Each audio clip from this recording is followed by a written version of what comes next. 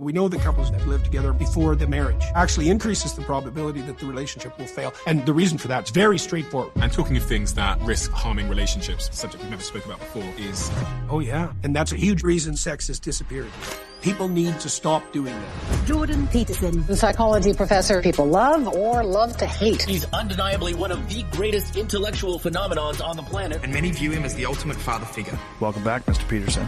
We're built for maximal challenge. And that isn't the way we view ourselves in the modern world. We view ourselves as built for consumption and pleasure. For example, watching pornography. But what are the downstream consequences of that? Well, first of all, it's easy. To get what? Sexual gratification. But does it matter? Oh, it's a catastrophe. You're not desperate anymore. And if you're going to have the true adventure of your life, you're going to need love, shame, guilt, desperation, and pain. Like, it's hard. But now, people take the easy road, like avoiding conflict, for example. And I spent a lot of time studying evil that arises when good men hold their tongue. Now, you may suffer some consequences of speaking, but retreating one step at a time defensively when it makes you sick of yourself, there's nothing worse that can happen to you. You want your life to be unbearably entertaining, and maybe all the sorrow and catastrophe has to be part of it, because otherwise there's nothing about it that's glorious. Over the last 2 years, you've been through a particularly difficult time. And because you've been through that, have you been able to develop a strategy that helps you go through suffering? Yeah, oh, definitely. So the first thing. I find it incredibly fascinating that when we look at the back end of Spotify and Apple and our audio channels, the majority of people that watch this podcast haven't yet hit the follow button or the subscribe button, wherever you're listening to this. I would like to make a deal with you. If you could do me a huge favor and hit that subscribe button, I will work tirelessly from now until forever to make the show better and better and better and better. I can't tell you how much it helps when you hit that subscribe button. The show gets bigger, which means we can expand the production, bring in all the guests you want to see, and continue to doing this thing we love. If you could do me that small favor and hit the follow button wherever you're listening to this, that would mean the world to me. That is the only favor I will ever ask you. Thank you so much for your time. Back to this episode.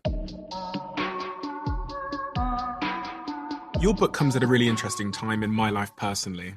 Your book is called We Who Wrestle with God.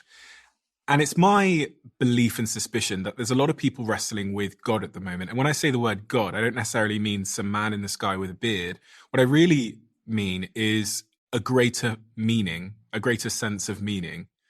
The world feels like, and you speak to this in the book, that it's gotten more and more individualistic, and there's consequence to that. Fractionated is another way of thinking about it, right? Because you can think about it as individualistic, and that's a positive spin, so to speak, but alienated, isolated, and fractionated is the, what would you say, is the accompaniment to that. See, I think the case is that the liberal experiment in individualism only works when the conservative foundation is in place, right?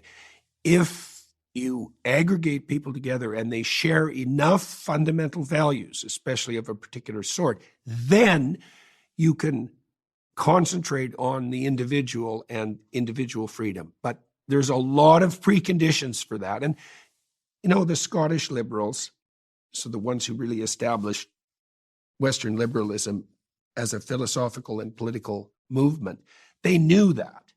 You know, it was individual liberty, Judeo-Christian substructure, and that was an assumption. Now, the problem with modern liberalism is that underlying foundation has become extremely shaky, and everyone feels it. That's what the culture war is about, fundamentally.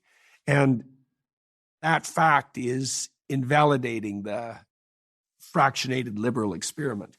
Partly, it's partly because we have the wrong conception of identity, fundamentally. Identity is a hierarchical structure. So we kind of think that you end at your boundaries as an individual, but you don't, because, well, you're probably not going to want to be alone. So then let's say you're married. Okay, so now your identity as a husband, that's a social identity. And then you have an identity as a father. That's a social identity. Then you have an identity as a member of your community and a member of your city and a member of your state and a member of your nation. And then you're involved in a metaphysical endeavor that constitutes the foundation for the nation, let's say. That would be one nation under God. That's one way of thinking about it. Or you could think about it as the self-evident truths that underlie the state. Your identity exists at all those levels. Mm-hmm. And then your mental health isn't something you carry around in your head. It's the harmony that exists or doesn't exist between all those levels. And that isn't how liberal individualists think about identity at all. And that's because they were, for a long time, fortunate enough so all those other strata were in place. So where do we find ourselves now if we don't have that hierarchy and we aren't held in place by all those layers and sort of social and, I guess, family identities? Adrift in a storm alone. So look, here's an interesting fact. So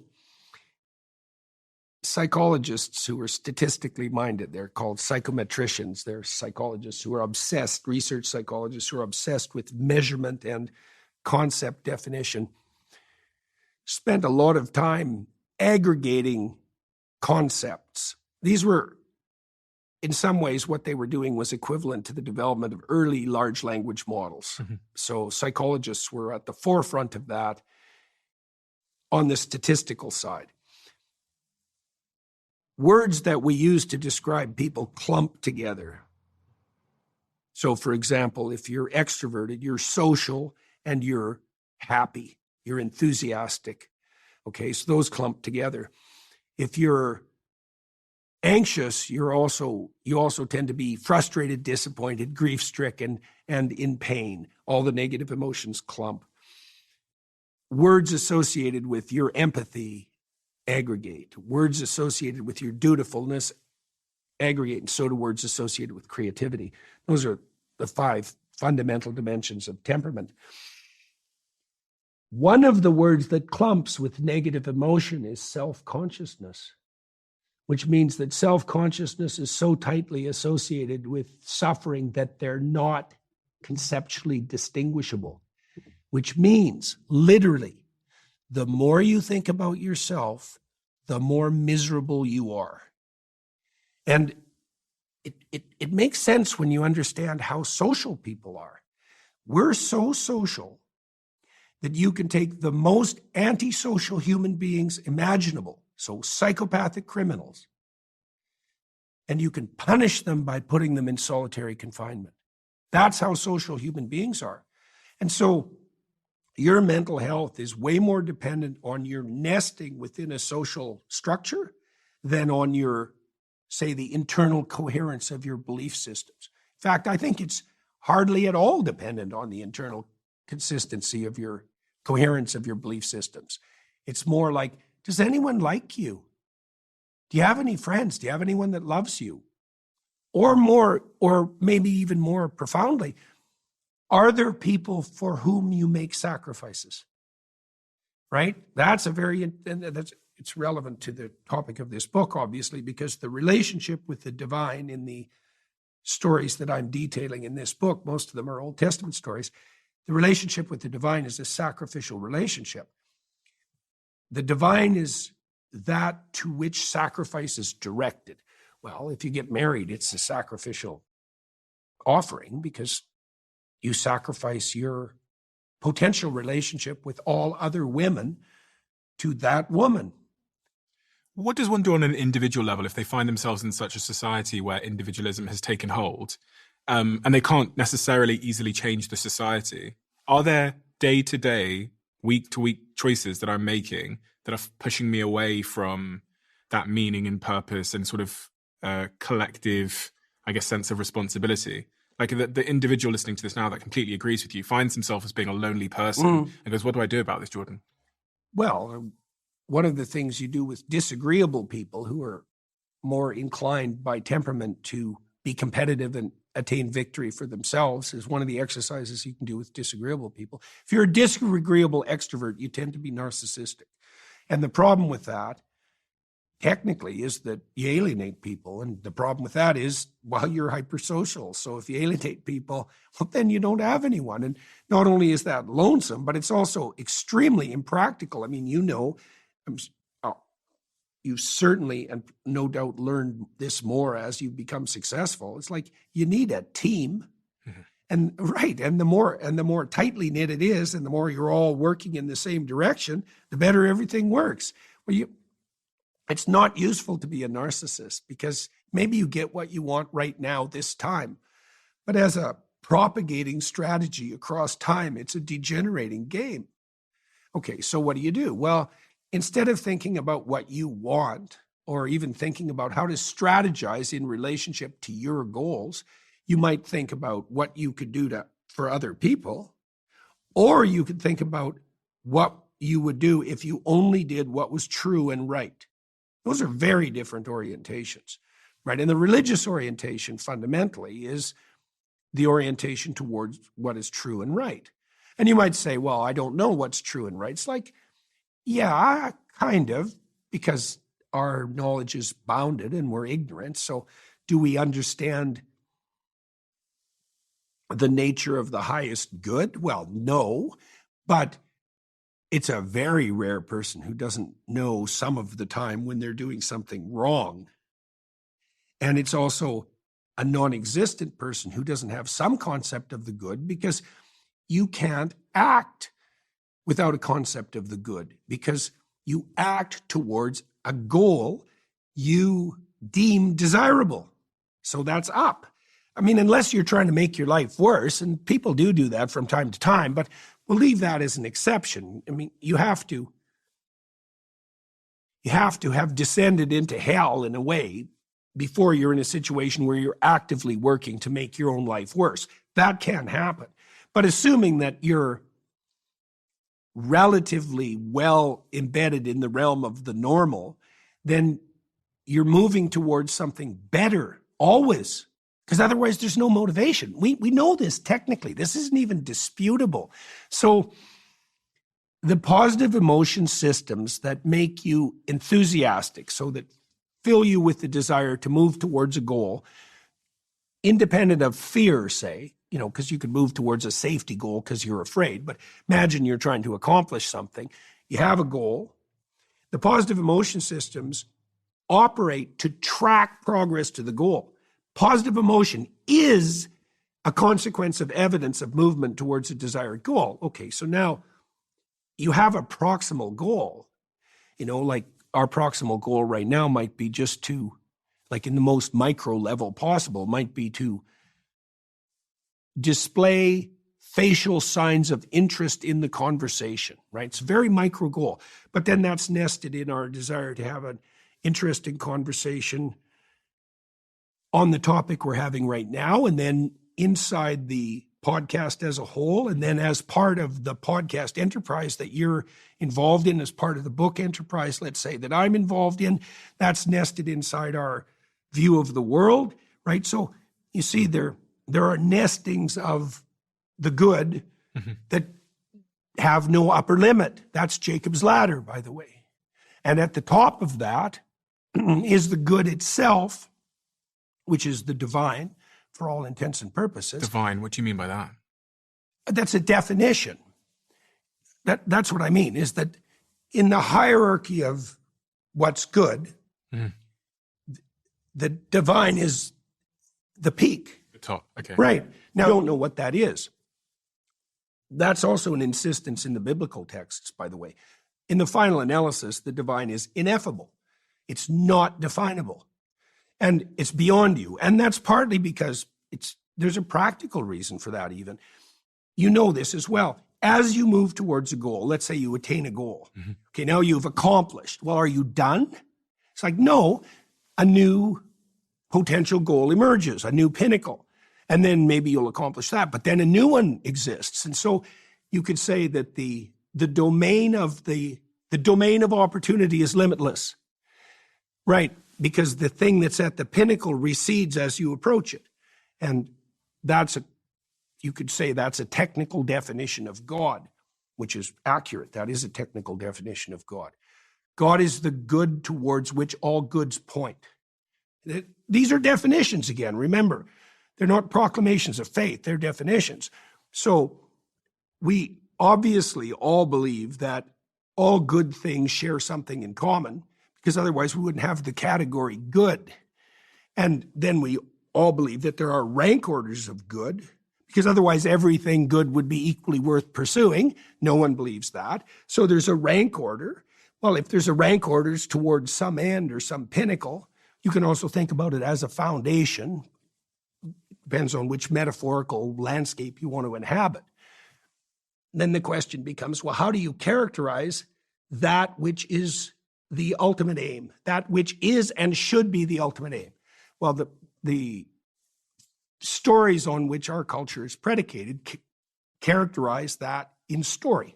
Do you think many people have an ultimate aim in their mind? They do, whether they know it or not.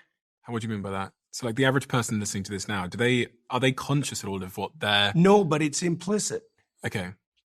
One of the things the psychoanalytic thinkers insisted on, Carl Jung in particular, was that everybody acts out a story. Sometimes it's a tragic story. Sometimes it's the story of hell. Like, you're trapped in a story, one way or another. Now, do you know the contours of your story? Not necessarily. I mean, people are often very bad at describing themselves. They don't know what they're up to. That doesn't mean they're not up to something. And you could also think about them as the battleground between warring stories. That also happens. That just means they're fractionated in their psyche. Yeah, they're being pulled in many directions at the same time. Someone said to me actually yesterday, they said an interesting way to understand your self-narrative or your self-story is to answer the question, if you were a character, a fictional character, who would you be? And sure. in that, you'd figure out whether you have this sort of heroized story or if you're a victim. So I ask you that question. Yeah, right. Absolutely. Which fictional character would you be? Bugs Bunny. Bugs Bunny's a trickster character. Right. So, yeah. More serious answer? Do you ever read The Idiot? No. Yeah, well, I'm probably half idiot and half Raskolnikov. That's another way of looking at it. Why'd you say that?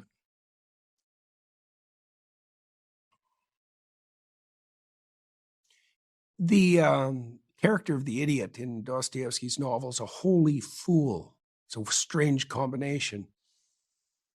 A person who's doing things right in a manner that's, I suppose, not obvious, that can easily be confused with naivety or foolishness, playfulness even, I suppose. Is that how you characterize yourself? Someone that's doing things right, but in a way that others perceive as foolishness or naivety? Or even malevolence at times. You know, I mean, that's partly why people have gone after my reputation. Does it ever bother you? People going after your reputation or them perceiving? Sure. I mean, sometimes it's been very distressing, very distressing. The battles I've had with the College of Psychologists in Ontario, those are no joke. It's very, very stressful and unconscionable.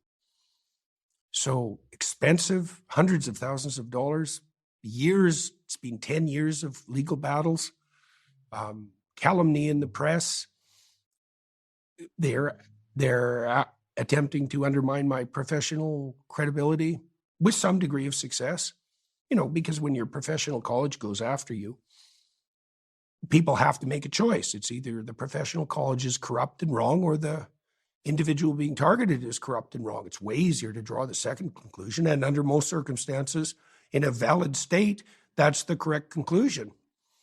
So, and it was very stressful to find myself embattled at the University of Toronto. I liked working there. That place had its problems, but it was pretty functional, and I really liked being there. I enjoyed my career as a professor. I had great relationships with the undergraduates and my graduate students. I loved doing my research, which has also disappeared. So now, those are the serious disputes that I've had reputationally, let's say. There's a lot of casual reputation savaging that I don't really care about from journalists and so forth, although sometimes that's been pretty brutal, because whenever that happened, especially when things just started to be developing around me, let's say on the public stage, when I encountered a particularly psychopathic journalist, which happened quite often, particularly in the UK, it was completely a toss-up which way it was going to go. Like, it could have just finished me and my family. That was definitely the case 3 or 4 or 5 times, maybe more than that. So yes, it's very bothersome.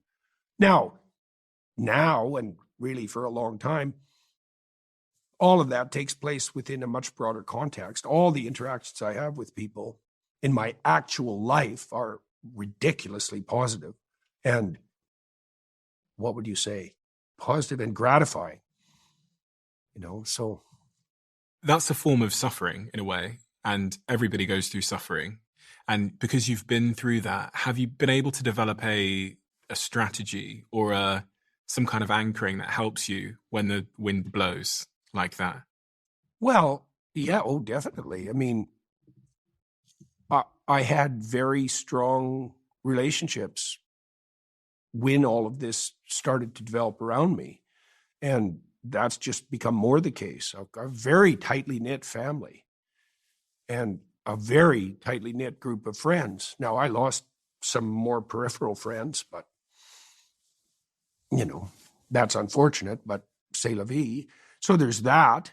Now, is that a strategy? Well, it's not exactly a strategy because I didn't design it towards an end. It was more like an end in itself, right? I mean, I had kids not as a strategic move, but because I like kids.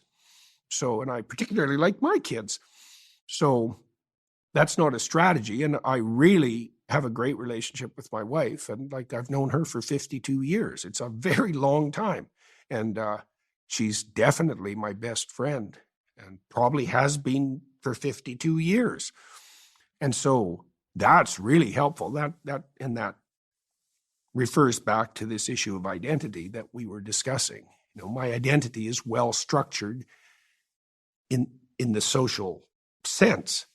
And then in terms of strategy, I mean, I have a meta strategy, I suppose. I just say what I think. Right? Now, is that a strategy? It depends on how you define strategy. It's not a strategy that's designed to serve my ends, not in a individualistic way. So I'm just trying to see what happens if I say what I think. That's a way of navigating in the world, right? It's an adventurous way of navigating in the world because you don't know what's going to happen. You have to let go of that. And then there's an element of faith in that, right? There's faith in everything you do. The empiricist types, the scientific reductionists, they say, well, you can move forward in the world without faith. That's complete bloody rubbish. There isn't anything you ever do that's important that you don't do in light of faith. It's like if you get married, you do that on the basis of the evidence, do you? What bloody evidence do you have? You're 23 years old. You don't know a damn thing. Maybe you're in love with the person that you want to marry, but you have no evidence whatsoever about how your life is going to go. None. You have to leap into the unknown like you do with everything that's important. That's all faith predicated.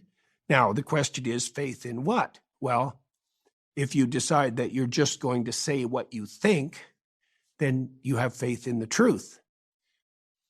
At least insofar as you have access to the truth. Is it true to say that if you hadn't have said what you think publicly, then you would have experienced less suffering than you have? No, really? I don't think so. So if you'd stayed in your practice, as a clinical psychologist. No, because I would have had to bite my tongue. And you think that's more? I know it. It's not a matter of thinking. I know it.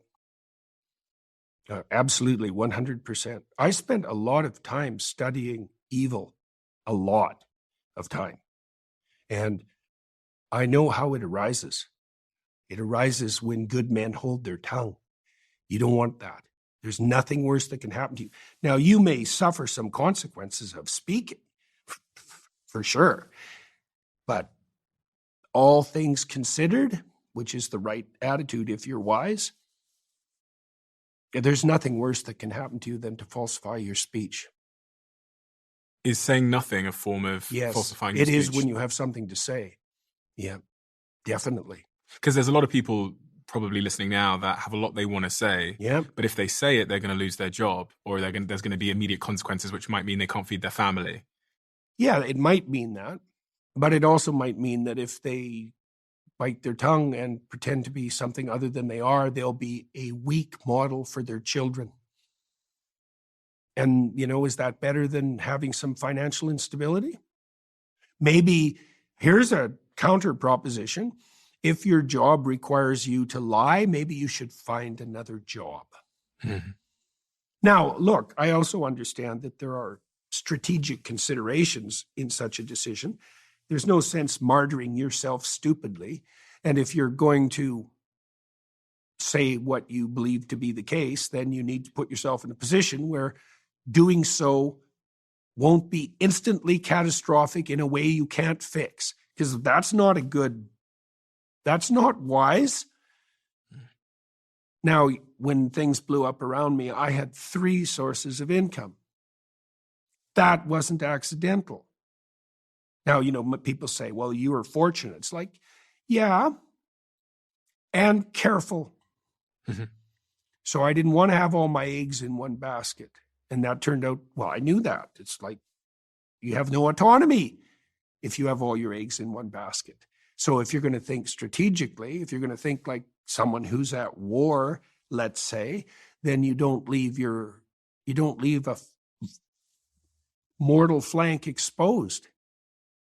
And so here's a rule. If you find yourself in a position where you're unable to speak, you haven't fortified your territory properly. Right. So then you have to think about that. It's like you think, okay, why can't I say what I believe to be the case? Where am I vulnerable? And you can say, well, that's inevitable. It's like, no, it's not. It's not inevitable. That doesn't mean it isn't difficult to fortify and to put yourself in a position where you're on the offense successfully. That's hard. But retreating one step at a time defensively for your whole life and shrinking while you do it, that's also difficult. It's just the kind of difficult that wears you down and makes you sick of yourself. That's not a good plan. That's a bad plan. And did you see this when you were in your clinical practice? Did you see it in people? Oh, constantly. How does it show up on the surface? What are the words that they say to articulate that this sort of slow, diminishing retraction? Oh, you see that in people's marriages all the time when marriages deteriorate. A marriage ends in divorce when there's 10,000 fights that haven't been had. And I'm not just guessing at that number. It's like, let's say your marriage isn't going very well, and so you have 5 uncomfortable quasi-disputes a day, mm-hmm. just to pick a number. Maybe it's 50, maybe it's 3, whatever. 5 will do. Well, that's 1,500 a year. Okay, now you just aggregate that over, let's say, the 10 years it takes your marriage to collapse. Well, you've got something approximating 10,000 fights you didn't have. That's 10,000 times you remained silent when you had something to say. And they all aggregate. And then every time, once you've collected the first 5,000, then every time you have a dispute, all 5,000 are lurking behind that dispute. And the fact of their existence makes it much less likely that you'll say what you have to say. That's the reemergence of the dragon of chaos as a consequence of fleeing from your fate. That's exactly right. Last time we spoke, you said something which stayed with me, and I've actually forwarded it to a few of my friends on this particular subject. You said to me, you're going to have to sit and spend 90 minutes a week speaking to your partner. So annoying. It's so annoying. It's so annoying, but it's so important. And so many of my friends that have relationship difficulties, I send them this little 4-minute clip I have on my phone of you saying that, because the 90-minute, no, it might be 95 minutes, it might be 85 minutes, but the concept of you need to sit down and create a space where she or he or whatever can tell you what they've noticed. Why they don't like you. Exactly. Yeah. Well, it's especially, I think I don't think that you can really establish the kind of relationship with a woman that you want with anything in the road. Like, it's hard for women to give themselves to men, and no wonder. It's amazing they ever do it. They have a lot on the line. What are the preconditions for that offering? Peace and security. You can tell if the territory is being cleared because play emerges. Right. Play emerges. And play is a very fragile motivational state. It can be disrupted by almost anything. So if there are impediments to understanding, play will not arise. And then you don't have the romantic adventure that you want. It's grudging, right? You don't have a voluntary partner. And that's a very hard thing to attain, right? That full voluntary partnership. That means that you're in sync with each other. Mm-hmm. You can't expect that to be easy. You can't even be in sync with yourself. Like, it's hard. And you need to keep each other up to date. You need to know what's going on. You need to iron out the sources of discomfort or distrust. And that there's a lot of Dante's Inferno. What's that? Dante's Inferno is a characterization of hell by Dante. It's one of the most famous poems ever written, and it's you could think about it as what you have to do to get to the bottom of things. Mm-hmm. So let's say that you have a dispute with your wife, and it's a recurring dispute, right? It's an issue. You have an issue. Well, do you want to address the issue? It's like, do you want to do surgery without anesthetic? Like, it's the same question. Addressing an issue is a journey into the abyss. Dante placed Satan at the bottom of hell, right? So that's the figure of malevolence itself, encased in ice and frozen, so immobile, surrounded by those who betray. That's the lowest level of hell. Why? Well, it's often the case that if you journey into an issue, spiral down to the bottom, you'll find betrayal, right? Because maybe your partner doesn't trust you because she was betrayed. Highly probable. Or her grandmother was betrayed. Like, there's bad blood between men and women. Can you ever solve for that? So if I'm in a situation where my partner doesn't trust me because she was betrayed, whether it's something I did or whatever, how do you ever get rid of the devil at the bottom of the spiral? Well, you have to find out that it's there. Okay, that's a hard question. You both have to want to. That's the first thing, because that's the setting of the aim. What do we want? We want to play forever in God's heavenly garden. How about that? That's a metaphorical representation, right? But that's a walled garden. That's the human environment. The walls are the walls of your house. Mm-hmm. The garden is nature displaying itself in its beauty within boundaries. That's a place that play can take place. That's what you want. You got to think about it. What do you want? Mm-hmm. Okay, so now we might ask, what do you mean want? Okay, if you were taking care of yourself and you could have what was good for you, what would that be? Now, that's a hard question, right? You're going to have to think about that for a long time. What would satisfy someone as miserable and resentful and useless as me, right? If I could have it. Now, they don't even want to address that issue because part of the problem with making your aim clear is when you're failing. Mm-hmm. And people would rather keep the evidence of their failure obscured from themselves, even if it meant continued failure. But now let's say you decide not to do that. You're going to think, okay, I'm going to aim high. I'm going to take care of myself. Okay, now your wife's on board with that. Now that's really what the marital vow is in the final analysis. Most deeply is the willingness to participate in that game. Now you have to tell each other the truth. What the hell do you want? Well, she doesn't know, and neither do you, not really. So you got to start digging, finding out, and noticing. It's like now and then you'll see that you're happy with each other. And maybe it'll happen kind of randomly. You'll be out in some, I don't know, maybe you're at a restaurant or you're gone for a walk or who knows. And you'll notice, oh, this is going well. It's like, oh yeah, this is going well. What are we doing right? Could we take that little episode and could we start to expand it? You know, because one of the things you can do in a marriage is you can notice when things are going well, and then you can have a chat with each other and say, look, I don't know what we did during this period of time, but let's see if we can figure it out, see if we could do like 10% more of that next week or 1% more, and then just make that expand. You can do that too by, you know, hypothetically at some point, if you're married, at some point you were in love with your wife. You can remember that. You have to remember that. You have to practice remembering that. You have to practice bringing it to mind and occupying that. Because when you first fall in love, it kind of happens to you, right? That's a gift. But you have to, in order for that to last, you have to become an expert at. You have to become an expert at it. You have to take it on as a responsibility. It's offered as a gift, but then you have to take it on as a responsibility. Then you have to practice. It's like, oh yes, I love this person. And if you don't at the moment, you have to think, well, I did and I could, so why don't I? Is it me? That's probably it's you.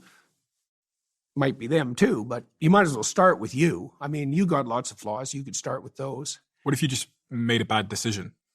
As in, like, the person you picked, you think they're not compatible. Well, do you stay in that's a tough one, eh? Because you're not really compatible with anyone. You know, people think, well, I'll find the right person. It's like, first of all, no, you won't. Second, if you found the right person and they ever saw you, they just run away screaming. So it's just, the whole conceptual scheme is wrong. When I was on tour, there was one 3-day period where the same question emerged from the audience, because I do a Q&A 3 nights in a row. How do I find the person that's right for me? And I tried answering it. And by the 3rd night, I thought, oh, I know why I can't answer this question. It's because it's a stupid question. It's badly formulated, like profoundly badly formulated, fatally badly formulated. It's not the right question. The right question is, how can I learn to offer something to someone else that would make me eminently desirable? That's a way different question. They're not even in the same conceptual universe. And it's the right question because you can build yourself into a person that people would line up to be with. How? Well, have you done it? To some, well, you told me not you're to very successful, Yeah. right? You're increasingly successful. Your book warns against narcissism, Jordan. So. Yeah, there's a difference between narcissism and giving the devil his due. Let's pull back a little bit. What have you done right? I have focused on myself for a long time. And Okay, what does that mean? It means I fortified myself financially. Okay. So that I can support others. I can support family. So that's not exactly focusing on yourself, right? Okay. That's focusing on getting your act together. Okay. Right? And I'm being very picky about the words because focus on yourself, that has a narcissistic connotation. But that isn't what you're talking about. You said you fortified yourself financially. Okay, so now you have foundation under your feet financially. Yeah. Okay, good. What else? I go to the gym, so I'm strong, physically strong. Okay. Which is useful. I've learned a lot. Okay. I've done a lot of learning about myself, about how I show up in the world. Right. So you're trying to learn. Yes, I've learned some skills. So there's 3 things that are pretty good. Yeah. You've got a firm financial foundation. You're maintaining yourself physically or even improving yourself, and you're doing the same thing, say spiritually and intellectually. Mm-hmm. Okay. Well, that'll attract a fair number of people, just those 3, right? And maybe you're increasing the probability that it will attract the sort of person that you would like to attract. That is very much the story of my life. Like, don't think people realize this, but I've actually been on, 4 dates in my entire life. I'm 32. And I took this really seems counterintuitive approach to myself, which was As an 18-year-old, I basically couldn't attract anybody. Yeah. I was also not on dating apps. I wasn't doing so for 10 years, I basically focused on myself. And at 27 years old, someone messaged me and I went on it. And this is how I am. Like, if I'm going to go on a date, I'm going to go all in. It was a 3-day date that I planned in an Excel document. I've been with that person for 6 years. So I feel like I didn't date. Good. I didn't go to bars and try and That's worth taking apart. I like to do arithmetic with my clients. Like, people hate arithmetic, and it's no wonder because it's so savage. So I'll give you an example. So 15 years ago, I counted the number of times I would see my parents. It was like 20 times. So then I knew that. Right. 20 isn't very many. Right. How many people do you get to try on in your life? 5. If you're lucky. If you're attractive and fortunate, you get 5 cracks at the piñata. 5 isn't very many. And people think, well, there's plenty of fish in the sea. It's like, that doesn't mean they're going to swarm around you, buddy. Right? Maybe it's even worse for women because their time frame is very short. Like, if a woman isn't in a family relationship by 30, then it's starting to get pretty damn rough. And that's almost independent of how attractive she is. It's like, you don't have much time. Better get yourself prepared. When you say pretty damn rough, what do you mean? Well, to find a mate or to have a child? Or both. Well, we know now that at the present time in the West, half of women 30 and younger don't have a child. Mm-hmm.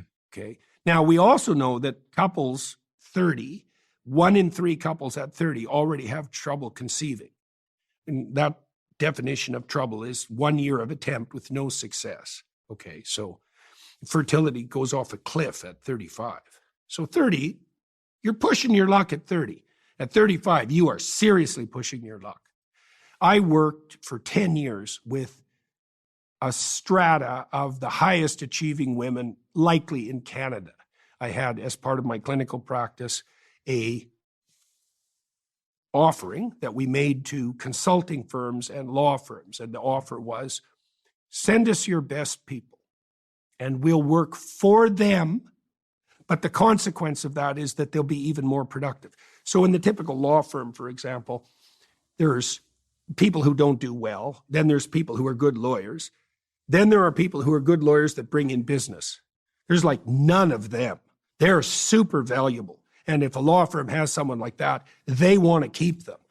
And they're often women, half the time, let's say. And those were the women. I worked with a bunch of men too, but I'll concentrate on the women here. Those were the women I was working with. And they were generally extremely attractive, extremely intelligent, very hardworking, and very focused on career development. And they'd done very well in junior high school and high school. Then they, aced college and their LSATs. And then when they were articling, the firms snapped them up quickly. And then they rocketed up towards partnership. And then they were 30 and they all thought, what the hell am I doing working 70 hours a week with a bunch of insanely competitive men? Right. And that is the question. It's like, what are you doing? Exactly. And then even if you're radically successful, let's say in your law school career, if you get run over by a bus on the way to work, the waters just close over you at the firm and the firm continues on. It's not like anyone cares. Not really. So now I'm not saying that people shouldn't pursue a career. I'm not saying that. But I would say even in my case, and I'm male, so that makes a big difference, because men are also oriented towards status, competition, victory in a way that women just aren't, at least not in the career domain. And the reason for that is very straightforward. And the thing that makes men, by default, most attractive to women is their comparative success in the hierarchy of men. It's a walloping predictor. And it's irrelevant to men. Like, men don't care at all whether women are successful in their career. It's not a determinant of their attractiveness. In fact, it's often the contrary. Well, these women that I'm talking about, they were often alone. Why? Well, they're beautiful. So that like intimidated 90% of men right there. They're smart. So that's another 90% of the remaining 10%. They're accomplished and wealthy. Well, like, first of all, who's going to approach them? And second, who are they going to accept? Because women are hypergamous, right? Does that mean that men are insecure and sort of emasculated by a strong, successful woman? Sure. Yeah, well, but there's reason for that. Like, it's not weakness on the part of men, exactly. It's the desire of the woman to find someone who brings a benefit to the relationship. And why? Well, because a woman will make herself vulnerable when she has a child. And so she's looking for a man who'll be helpful compared to her.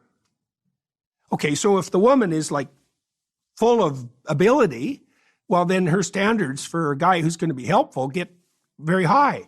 And that's hard on her because it decreases the pool of available candidates radically. So like there's a negative relationship between IQ and women and the probability of being married. So it's harsh. Now, are men intimidated? Well, yes, obviously.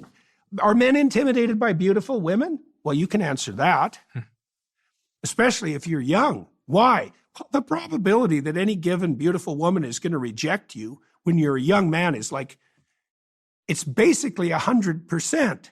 Now, it's not exactly 100%, and there are exceptions, but the default response is rejection. And beautiful women get hit on, a fair bit. It's interesting because there's a bunch of stats which I find quite interesting. One of them is that sexlessness is increasing. Yeah. People are having less and less sex. Oh, yeah, that's fascinating. That's fascinating. Does it matter? Oh, it's a catastrophe. And why are we having less sex? What is the complex web of factors that have brought us to this place? And also, I mean, like, well, one of them I would say is that in a free and easy mating environment, women don't trust men, and no wonder. Well, here's a terrible thing to know. So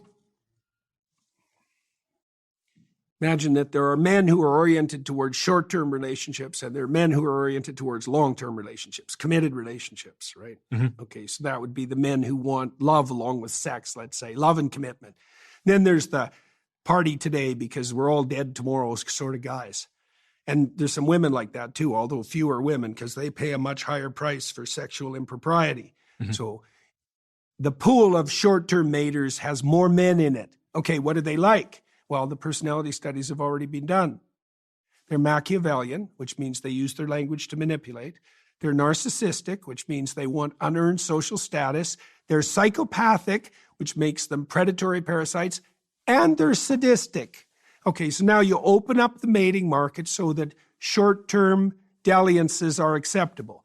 You throw all the women into the hands of the psychopaths. Well, that's a bad strategy. And it's no wonder that it decimates the mating market because women are thinking, well, are those men trustworthy? And the answer is no. And sex is costly. Like, we have this immature delusion that we can free sex from like the grip of the oppressive patriarchy, let's say. It's like, no, you can't. Obviously, you can't.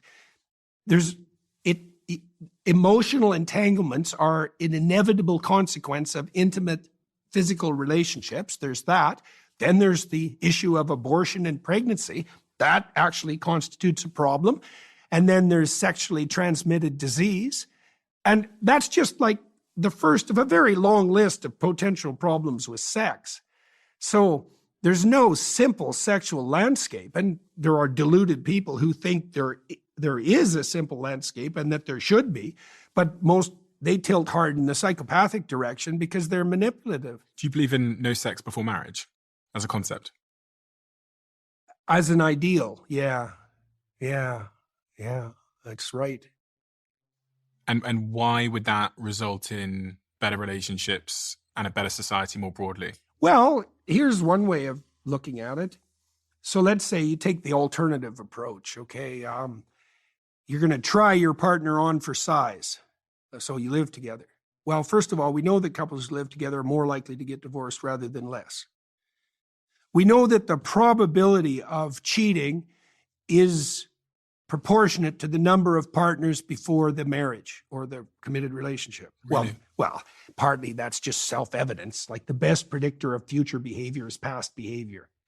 Right. So if you had a lot of partners, you're the sort of person who's likely to have a lot of partners. And then there's also a conceptual problem. It's like, are you shopping for a car? It's like you're going to take it out for a test drive and see how it goes.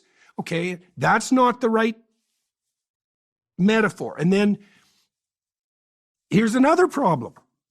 I'm going to see what it's like to be married by living with this person. It's like, no, you're not. Because you don't know what it's like to be married until you're married. Whatever you're doing when you live together, that's not a model for what you're going to do when you're married. Because being married is different. It's permanent. So you're saying don't live together before you... Well, I know the stats on living together. It's like you live with someone and then you marry them, you're more likely to get divorced. So it doesn't work. Like the theory was you try it out and if it works, you go ahead with it. Yeah, well, the theory was wrong because that isn't what happens. It actually increases the probability that the relationship will fail. It's also partly, you got to ask yourself what the message is. I know what the message is when you live with someone. It's pretty straightforward. You'll do unless someone better comes along, and I'll grant you the same opportunity. But Jesus, that's a hell of a foundation for a long-term relationship. So you're saying go from single to married and living together straight away without the try-on period? Well, I don't know exactly what the trial period should be. I mean, people have dated. And I'm also not saying that this is simple. It's not simple. Well, why would it be simple? There isn't anything more difficult that you do in your entire life than find a partner and establish a family. It's like it's going to be hard. How to do it optimally? Well, I can tell you in my own experience, I've known my wife since she was 8, and we were friends, good friends, and we kind of departed from each other during adolescence. I was a year younger than everyone in my class, and she matured faster. Women do anyways, and so that kind of split us apart. And we didn't get married till I think we were about 27, something like that, 28. But it would have been better to do it earlier. To get married earlier? Yeah, it's just time I didn't have with her. What case would you make to me for marriage versus, because I'll be honest, I'm wrestling with marriage, not just God. Yeah. I'm trying to understand what the point of marriage is versus the relationship we have now. But I can have children in the relationship I have now. Yeah. The general rule of thumb for life is that you should do what other people have done forever unless you have a really good reason not to. Don't deviate from the straight and narrow path. Like you are already deviating in all sorts of ways. You're very entrepreneurial, right? So your life has a variety of adventurous pathways. You're going to want to put firm foundation wherever you can. That'll actually free you up to do more adventurous things. Children are a multi-generational commitment because it's children and grandchildren. And so the marriage is a signifier of that. And in order to stay with someone optimally over the longest period of time possible, it has to be serious. And for something to be serious, you have to throw everything at it. And you might say, well, love is enough. It's like, that's a very naive view of the world because there'll be times, because that's kind of like saying, well, as long as we love each other and we're happy, we'll be together. It's like, well, if you're talking 40 years, there's going to be plenty of years in there where you're not happy and you probably don't love each other. So what then? Is it just going to dissolve? Or are you going to say, we're in this, come hell or high water, which is the vow.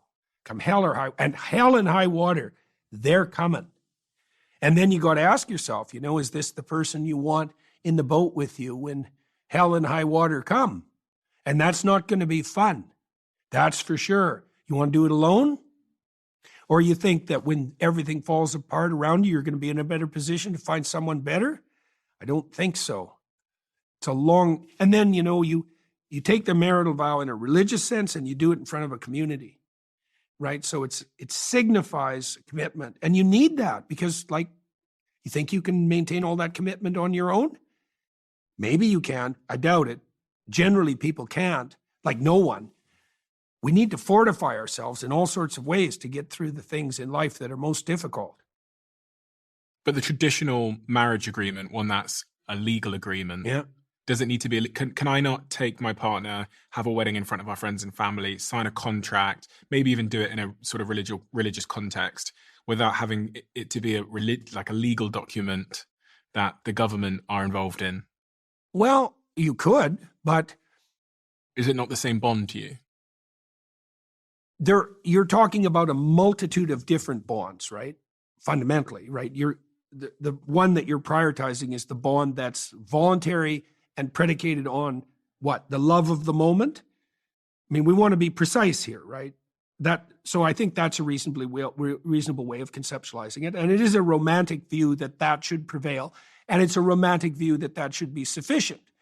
I don't think it's often the case that it doesn't prevail, and it's generally the case that it's not sufficient. And so then you might say, well, maybe you want to add a legal element to that, and you want to add a metaphysical element to it, because those are all fortifications. Mm-hmm. And they're indications even to yourself that you're serious. It's not like we understand ourselves. Like people are just as mysterious to themselves as someone else is mysterious to them. You ask yourself, it's like, okay, well, what do I have to put in place to ensure that I'm doing the right thing? Well, when you're embarking on something difficult, like marriage, then you better have everything necessary in place. If you and Tammy hadn't got married, and you were just in a relationship like I am with my partner, how do you think your life would be different? And do you think I don't think it would have lasted. You don't think your life would have lasted? Oh, well, or the no, relationship? that's undoubtedly true. I mean, both of us just about died in the last 5 years. And I don't mean by a little bit. I mean, like, it was touch and go for a long time. So it was a good thing everything was in place through that. I mean, the waters were pretty high for the last 3 years, 4 years, socially, professionally, physically. What are you wrestling with exactly, like in this issue? I mean, it seems like you're trying to sort out the relationship between the emotional attachment and the personal attachment and the social structures that, say, surround marriage. It's complicated because even any answer I might give you is, if you go down that spiral, you might find something at the bottom of it. That's not what I'm saying. So what I mean by that is, definitely. Just as you asked that question, I just got a glimpse of, I just had a bit of a flash to like my issues with commitment and how I watched. Okay, so what, you had a little fantasy? No, I just remember recalling feeling like my dad was in prison when he was in his relationship. So I think that's still okay. So now I can tell you what to do with that. So you bring those images to mind, right? So you've got this question in mind. You just found out something. You said that there's something at the bottom of this. Okay, now if you watch your fantasies, they'll shed light on this descent into the abyss, so to speak. Now, you had a flash of memory. Okay, that memory is associated with all sorts of things. Now, you can bring that to mind and let it play itself out, right? And it'll explore the contours of the problem that now you put your finger on a very important problem. You said that you saw in your father someone who's trapped in his marriage. Yeah. Well, it's no bloody wonder you're leery of that, right? So now now the question would be, what was the nature of that entrapment? What evidence did you have that was in fact the case? How much of that was him? How much of that was her? And what is it that they did wrong and right? You need to know all of that. And you need to know how it affected you. That's a great observation. See, that's so cool because that very frequently happens to people when they ask a question. That's like a revelation. So you ask a question. That's like a prayer. The question is there something at the bottom of the trouble I'm having conceptualizing marriage? Okay, now you want to know. That's the first precondition. Okay, then you'll get memories, images like that. And then people shy away. It's like, I don't want to go there. It's like, yeah, that's for sure. You bloody well don't want to go there. But you do, because if it's there, you will go there, right? It'll plague you. It'll plague your life. It'll show its head continually in your relationship, or you can get to the bottom of it, which is people will fight their whole life with their partner to avoid getting to the bottom of something. That's how terrifying it is to get to the bottom of something, right? But if you do get to the bottom of it, then you don't have to fight for 30 years. So that's very much worthwhile. And it'll lighten you as well.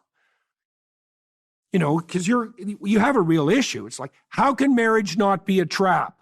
Yeah. Well, yeah, right. Definitely. That's a very good question. And an important one. How can marriage be a trap? How can not being married be a trap?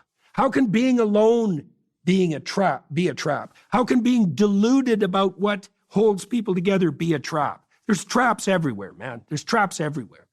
And so there's no risk-free pathway forward. There's just risk everywhere. Okay, so that's a really useful thing to know. Then the question would shift to something like, well, if I wanted to construct a relationship that was optimized, that's what you have to ask yourself. It's like, and your partner. It's like, what are we doing here? What do we want? Tammy and I decided, for example, when we first got married, I mentioned this to her right away when we decided that we were going to take things seriously. It was like, we're going to tell each other the truth. So that was part of the vision. Like, no matter what. No matter what.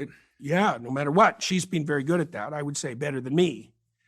I've been good at it, but she's been really quite remarkably good at it. She really threw herself into it. And I mean, that causes a complete transformation, but there's plenty of skeletons in the closet to be revealed. God, that's for sure.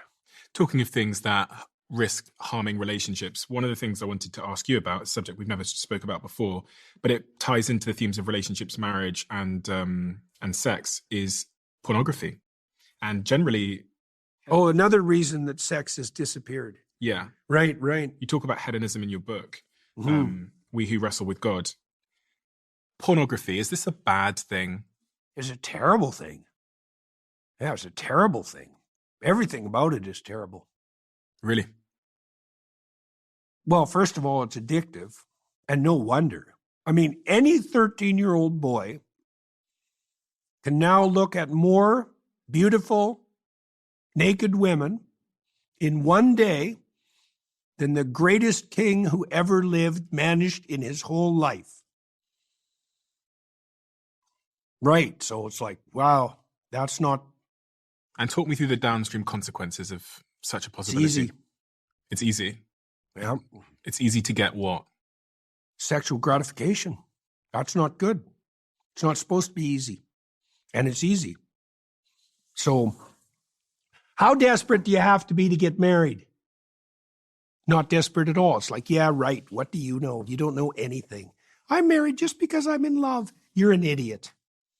God, to put you in a position where you're going to have the romantic adventure of your life, the true romantic adventure of your life, you're going to need love and desperation, buddy.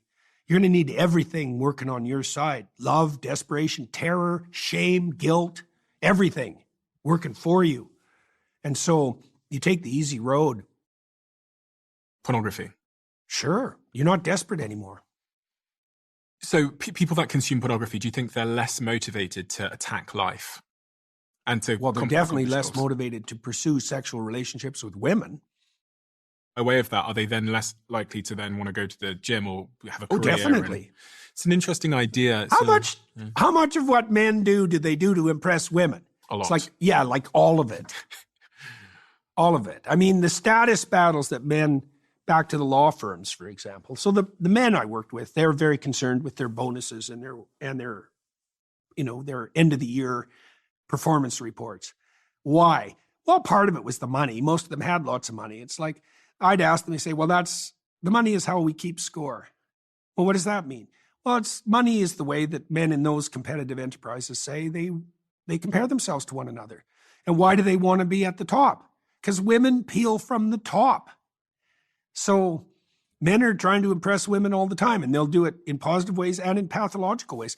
The window for sexual representation started to open in the 1920s, let's say, but it really got going with Playboy. Then Penthouse came out right after that. And Penthouse was like full frontal nudity display. And then Hustler came out, and Hustler was sort of, well, whatever Penthouse didn't show you, Hustler will show you. And it got pretty lowbrow, like it was a rough, low-class magazine. It just shed all the pretensions that Playboy and Penthouse had. And then the net came along.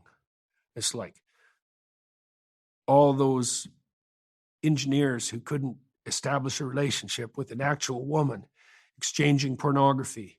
What, 25% of internet traffic, something like that? That desire to exchange pornography, was that what created the net? Yeah. Was a huge part of it. What's that done? Well, as you pointed out, I think 30% now of Japanese men and women under 30 are virgins.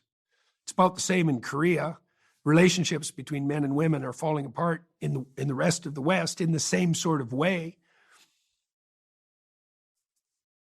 Now, can you attribute that to pornography? Certainly part. Like if I was a young woman and I was looking at the pornography world online, I'd think, yeah, maybe not.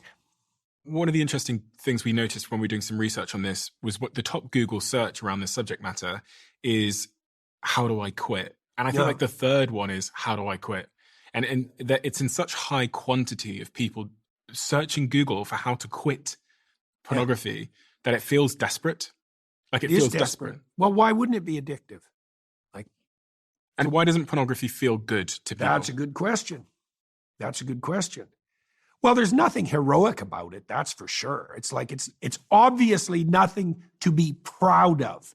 That's a different issue than whether or not it's wrong, right? Yeah. It's certainly not an accomplishment. Yeah. I mean, I don't think anyone would disagree about that. It's not an accomplishment. Well, maybe sex is supposed to be an accomplishment. Maybe you violate the spirit of sexuality itself when it's not an accomplishment. You certainly do that if you rape, right? So is it an accomplishment? Probably. So what if your accomplishment is false? Well, then what are you betraying? Well, if it's associated with sex, maybe you're betraying the most fundamental possible thing. It's certainly possible. Like, well, there's life in sex. That's pretty much that, right? You're alive and you reproduce from a biological perspective. And so you're violating the spirit of what? Maybe you're violating the spirit of relationship. Maybe you're violating the spirit of adventure, the spirit of romance, the spirit of reproduction, the spirit of life. Likely. It's so interesting that a lot of people seem to be angry at it. They seem to be angry with what it's done to them. They should be angry. Even on an individual level, people seem, in the comment section of these episodes that we've done about the subject matter, people seem to be angry about its existence and what it's done to them. They should be angry. They should be outraged. It's outrageous. It's outrageous. Would you ban it if you were in charge of the world?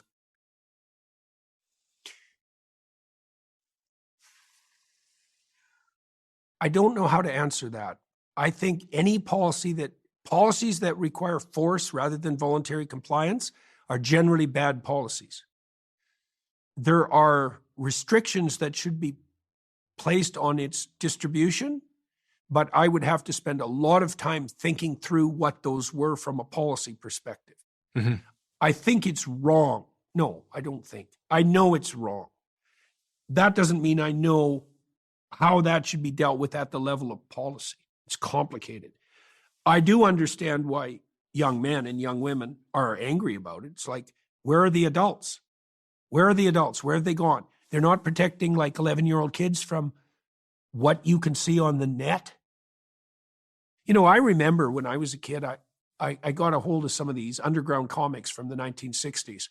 And a lot of the underground comic artists they're pretty pathological creatures. Like Robert Crumb's a good example. Crumb led a pretty good life for someone as demented as he is.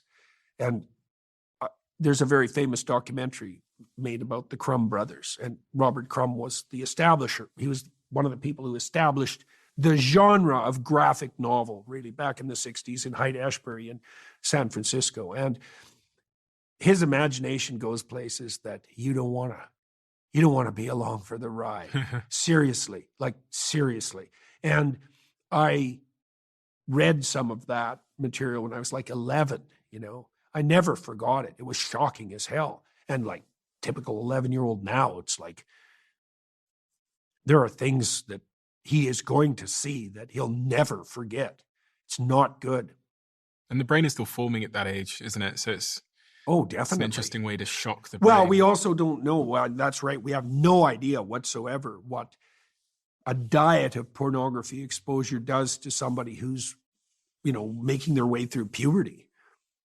What would you say to those individuals then that have been Googling that, like how to quit? Because I imagine if we thought about percentages, I'd say, 90% of people that are listening right now watch pornography? At least, I don't know what the numbers are, but it's a lot of people. It's the vast majority. Write down what it's doing to you.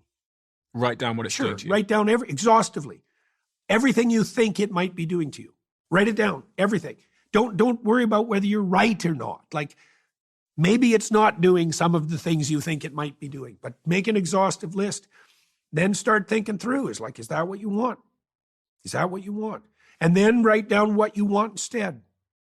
That'll help, because if you're going to, look, any hedonistic endeavor is rewarding in the moment, obviously.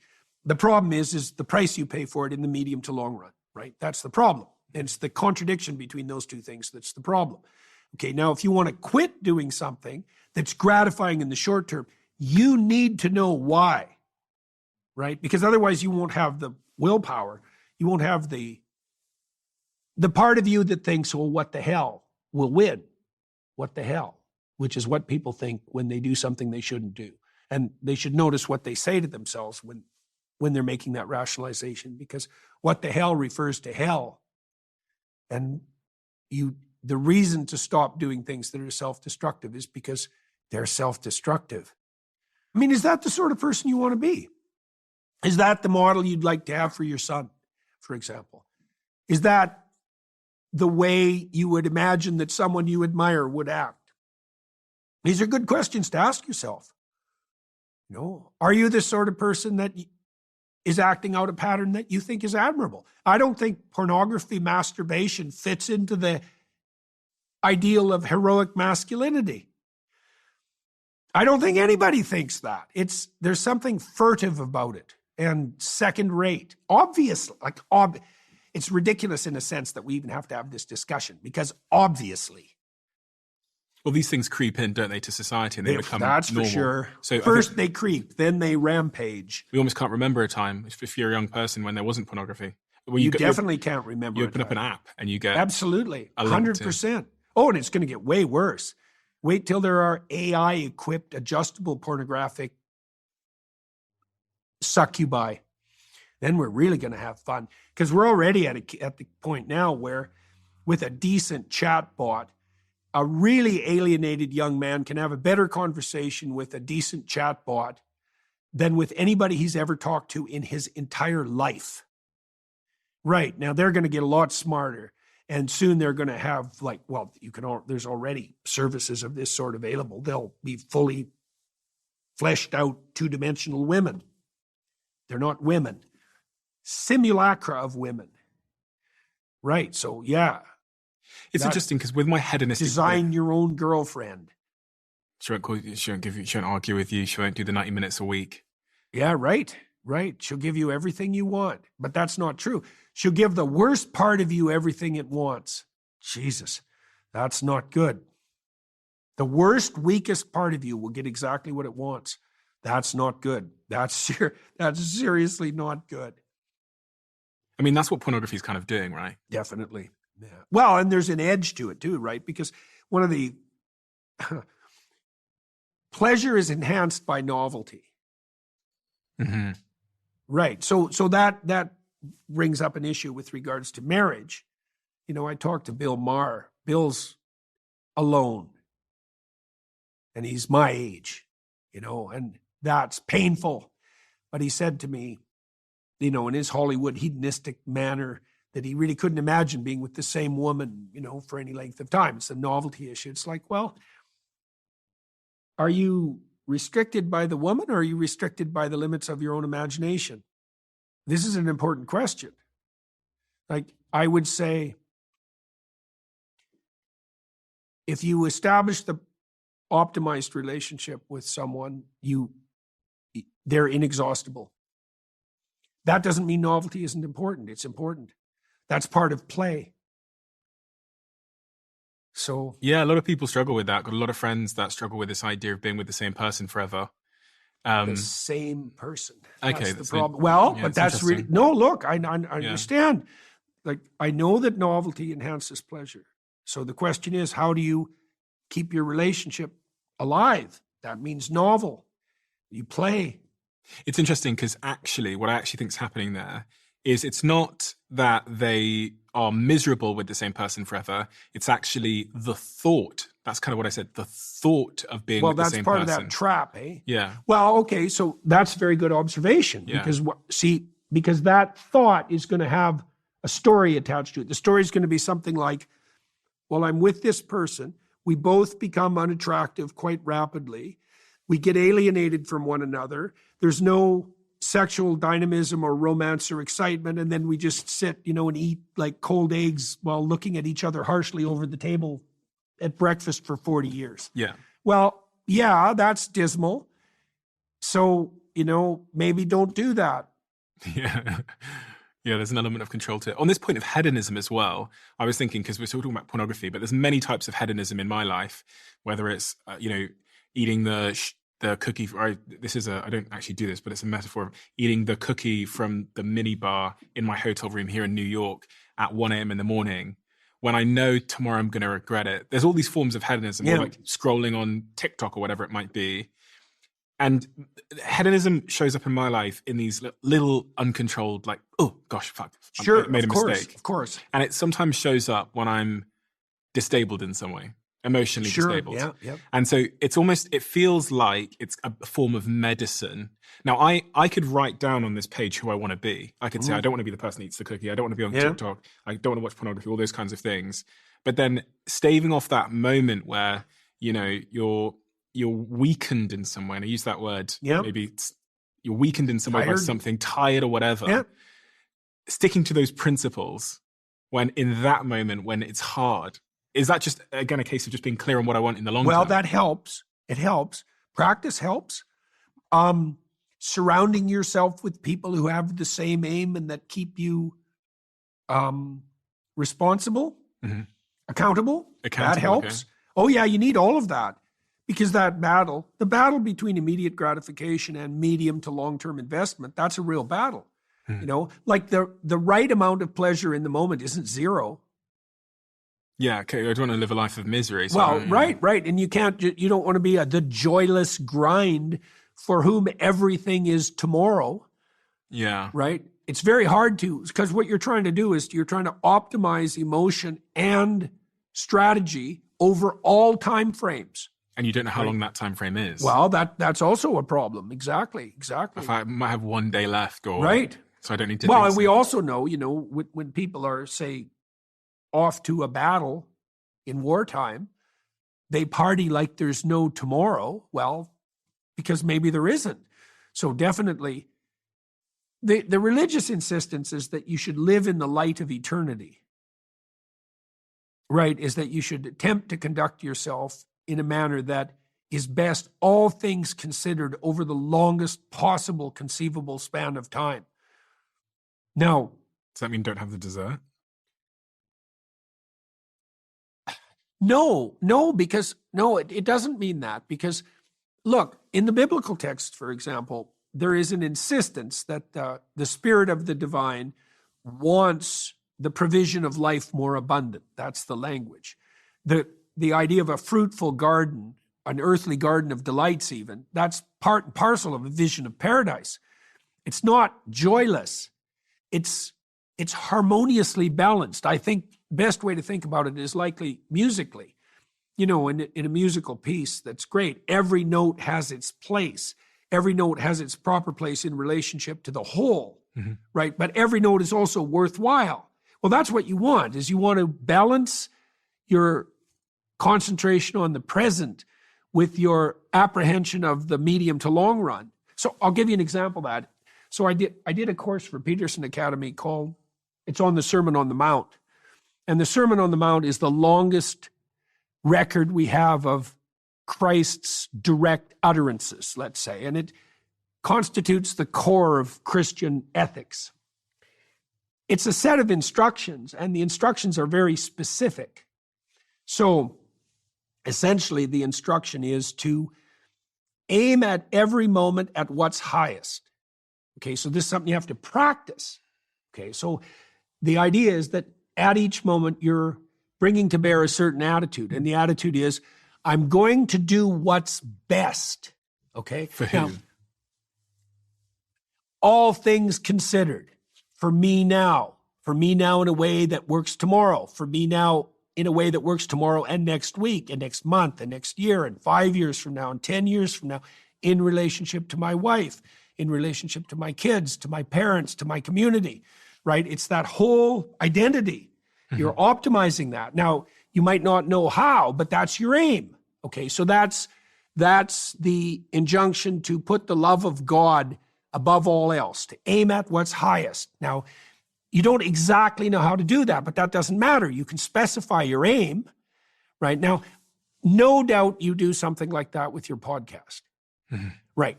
That's why it's successful. Yeah. Okay, you agree with that. Yeah. Why? Because it's difficult, isn't it? There's just immense pressure when you're a podcaster to aim at something else. And you have to, me and Jack talk about this a lot, you have to have like a certain set of principles that are unnegotiable. But whatever principles you choose and believe in, they come at a great cost. Okay, what are the principles? So this is worth delving into because you've been very successful as a podcaster. One of my principles is I try not to judge the people I'm speaking to, and I try not to come in with preconceptions. I take them as I meet them. I try not to, I'm in search of genuine curiosity in them or some kind of answer or truth. Right, so there's a search in it. Yeah, it's that's a quest. Yeah. Eh? So, you know, an adventure story is a quest. Did I answer that question? Yeah. There's only one thing I would take issue with. You said that you don't judge. Yeah. See, I would say probably you don't condemn. You have to judge because you have to listen and you have to separate wheat from chaff. You have to evaluate, but you can do that without careless condemnation or a priori, what would you say? Like a tyrannical insistence that what you know now is sufficient. Okay, exactly. Yeah. Exactly. You want to not, people say I'm not judgmental. It's like, that's not a virtue. You want to use judgment all the time, but that's not to, like I could judge you so I don't ever have to listen to you about anything. Yeah, judgment might happen in my head, but it's then about how I treat the person based on that judgment. I don't want to treat them I don't want to have some like higher egotistical values that I'm correct. Right. And that, that's right. That's exactly it. You're right. I am that's judging. A hypocritical moralizing. Yeah. It's the moralizing. It's like, I think I'm better than you because that's exactly. That's right. You definitely don't want to do that in a podcast. Yeah. Journalists, the pathological journalists, that's all they do. All they're doing is establishing moral superiority on the flimsiest possible grounds, at the least possible cost, in the most spectacular way. Yeah, it's really not. It's hard being a podcaster, especially in this particular moment where there's been such a focus on podcasting because of what's happened in this election cycle. Yeah. You really have to be clear on what you believe in because the winds are going to blow. Like the world is going to try and sway you. They're going to say, you can't speak to this person. You have to speak to this person. Yeah. Don't do that. Don't do this. This is wrong. And you go, okay, so how do I weather such a storm when I know the storm is coming? I only have to look to Rogan to go, look at what, Rogan, the arc of Rogan. And if I'm also a podcaster, just keep asking stupid questions. Yeah, well, that is that quest, and what people want in a discussion is a quest. They want to see bloodhounds on the trail towards some truth. That's what they're after. They want to participate in that. Same with the public lectures I do. I'm always trying to answer a question. I don't know what the answer is when I go on stage. It's a real question. Do you think Joe Rogan, I've never actually met him, but do you think he's just has great faith in humans because there's obviously been a lot of pressure on him. So how he survived that is he just has faith in who he is. He has faith in his own ignorance. Okay. And that those watching, which is a lot of people watching Rogan, will understand. Yeah. Yeah, Joe's on a quest. He's trying to be smarter than he is. That's what Joe does. It's curiosity that's driving him. This is what Musk said, too, about himself. And he said that to me when I interviewed him. He said that was how he reconciled. He had a terrible existential crisis when he was like 13, and he reconciled that essentially with the quest. He decided that he could just pursue truth, pursue knowledge, pursue understanding, and that's meaningful intrinsically and valuable intrinsically. And that's the beginnings of a religious orientation, or more than the beginnings even, because the quest is a religious pursuit. It's pursuit of the truth. It's pursuit of the treasure that the dragon guards, right? And so treasures and dragons, they're always in the same place. It's very annoying. It's a good thing to know, though, because if a dragon shows up, you can always ask yourself where the treasure is. Might be close. It's there. So back to the Sermon on the Mount, because we were talking about orientation. So aim up. Assume that other people have the same value as you do, and that value is associated with whatever's divine. And then concentrate on the moment. Right. So it's the most distant possible upward aim with the most intense possible concentration on the moment. Right. You're good at that. I can't say that's what's made you successful, but it's certainly part of it because you pay attention. See, that's what paying attention means, because you want your intent to be focused, because otherwise your attention is fragmented. So you want your attention to be focused. Now your attention is focused on something. Now we pulled it apart a little bit. You said that you have these principles and that you're trying to learn. And so your attention's pretty focused. And then you bring all that to bear in the moment, right? And then people find that compelling because they're along for the ride. They're along for the adventure. And that is meaningful. It's the essence of meaningful. And so what we were trying to address was the relationship between hedonism and say, intelligent, long-term, pro-social strategy.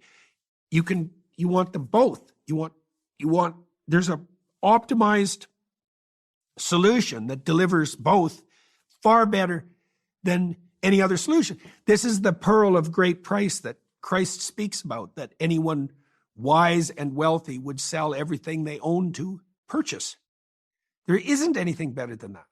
For the person listening right now that is struggling with this concept of, like, we talked about hedonism, discipline. Yeah. Like, they're just so far from it, because there's a scale of people that are, able to stay focused on the long term.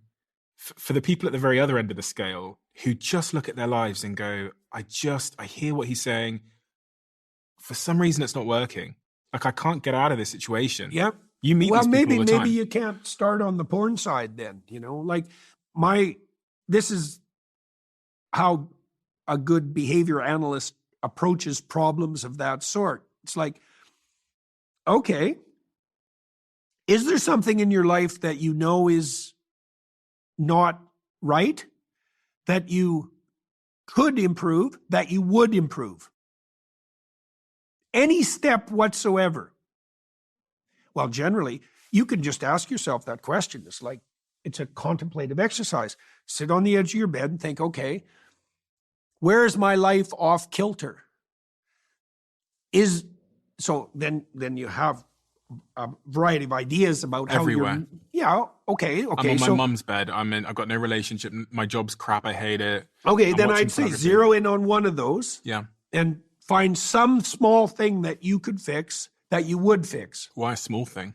Well, because look at you. You're completely goddamn useless. You better find something small that you could do. Why? Now, if you can find a big thing, good. But obviously you haven't been able to because all these problems exist. So, see, one of the emphasis in the religious realm, let's say, is humility. One of the things that's emphasized. Well, what's humility? What's the opposite of pride? Well, humility is starting where you are. That's what humility is. And it's annoying because, like if your life is a mess, then you have to see that you're the person in that mess. And then you have to understand that your first attempt to redress the mess might not be something you're particularly proud of, I saw this lots in my clinical practice where the first steps they had to take to put things in order were pretty embarrassing. It's like, really? That's all I can do? Hey, man, uphill is better than downhill. And there's a doctrine in the Gospels that Christ puts forward, which is very interesting. He says, it's the Matthew principle, it's called, to those who have everything, more will be given. From those who have nothing, everything will be taken. Okay, so it lays out a view of the world. Progress, regression. That's one model. Here's another one. Progress, regression. This is the right model. So even if you have to start small, you accrue success exponentially. You accrue defeat exponentially too. That's the abyss that is hell. You start going downhill, you go downhill faster and faster. Start going uphill, you go uphill faster and faster. So even if you have to start small or even painfully small, which is highly probable, especially if you're trying to tackle something that's really plagued you, it doesn't really matter. How small? I would say, take the step that you can take, that you will take, that actually feels like some accomplishment. Imagine you're dealing with a 3-year-old kid and you want to encourage him. Okay, you want to set him a task that you don't want him to say, Dad, I could do that when I was 2, right? But you don't want to set him a task that there's not a chance he'll manage. You want to set him a task that will stretch him beyond where he is, that has a reasonable probability of success, right? Why? Why stretch him from where he is? Well, because you want to grow. I mean, look, if you love a child, you love the child for who he is and who he could be. And you want to indicate your love for both of those. I think if you're a father, you tilt even more towards love for who the child could be. What is self-belief in this context? Because everyone's looking, so many people are in search of 2 words, I think that's 3 words, but self-belief and confidence. Yeah. And in this context of that small task, how is that building my self-belief or confidence? Yeah. Because you watch yourself do it. And that does what to me? Well, look, if you see someone, a friend, who is continually incrementally improving, you're going to, maybe you'll be jealous and resentful and bitter and miserable and try to undermine them. But assuming you're not like completely encapsulated by dark forces, you'll think, oh, that's admirable. Well, you see the same thing in yourself. You have to act. You have to develop an opinion of yourself the same way you would develop an opinion of someone else. So now, and I'm not hypothesizing about this, by the way. We know this clinically. If I want to truly help you build your confidence, rather than merely readjusting the words you say about yourself, which would be something like self-esteem, which is something that doesn't even exist, by the way. It's just a pathological concept altogether. You want confidence, okay? More to the point, you want the confidence that's based in competence. Otherwise, it's narcissistic. Okay, so how do you develop that? Well, you watch yourself exceed your limits. And then you think, oh, look at that. There's something in me that can exceed my limits. That's your true self. That's a good way of thinking about it. And in doing so, you actually realize that limits exist and that you imposed one on yourself in the first place. Well, that's one of the things you can realize, certainly, that also you don't exactly know where the limits are. It's like, oh, I exceeded that. It's like, okay, well, now what?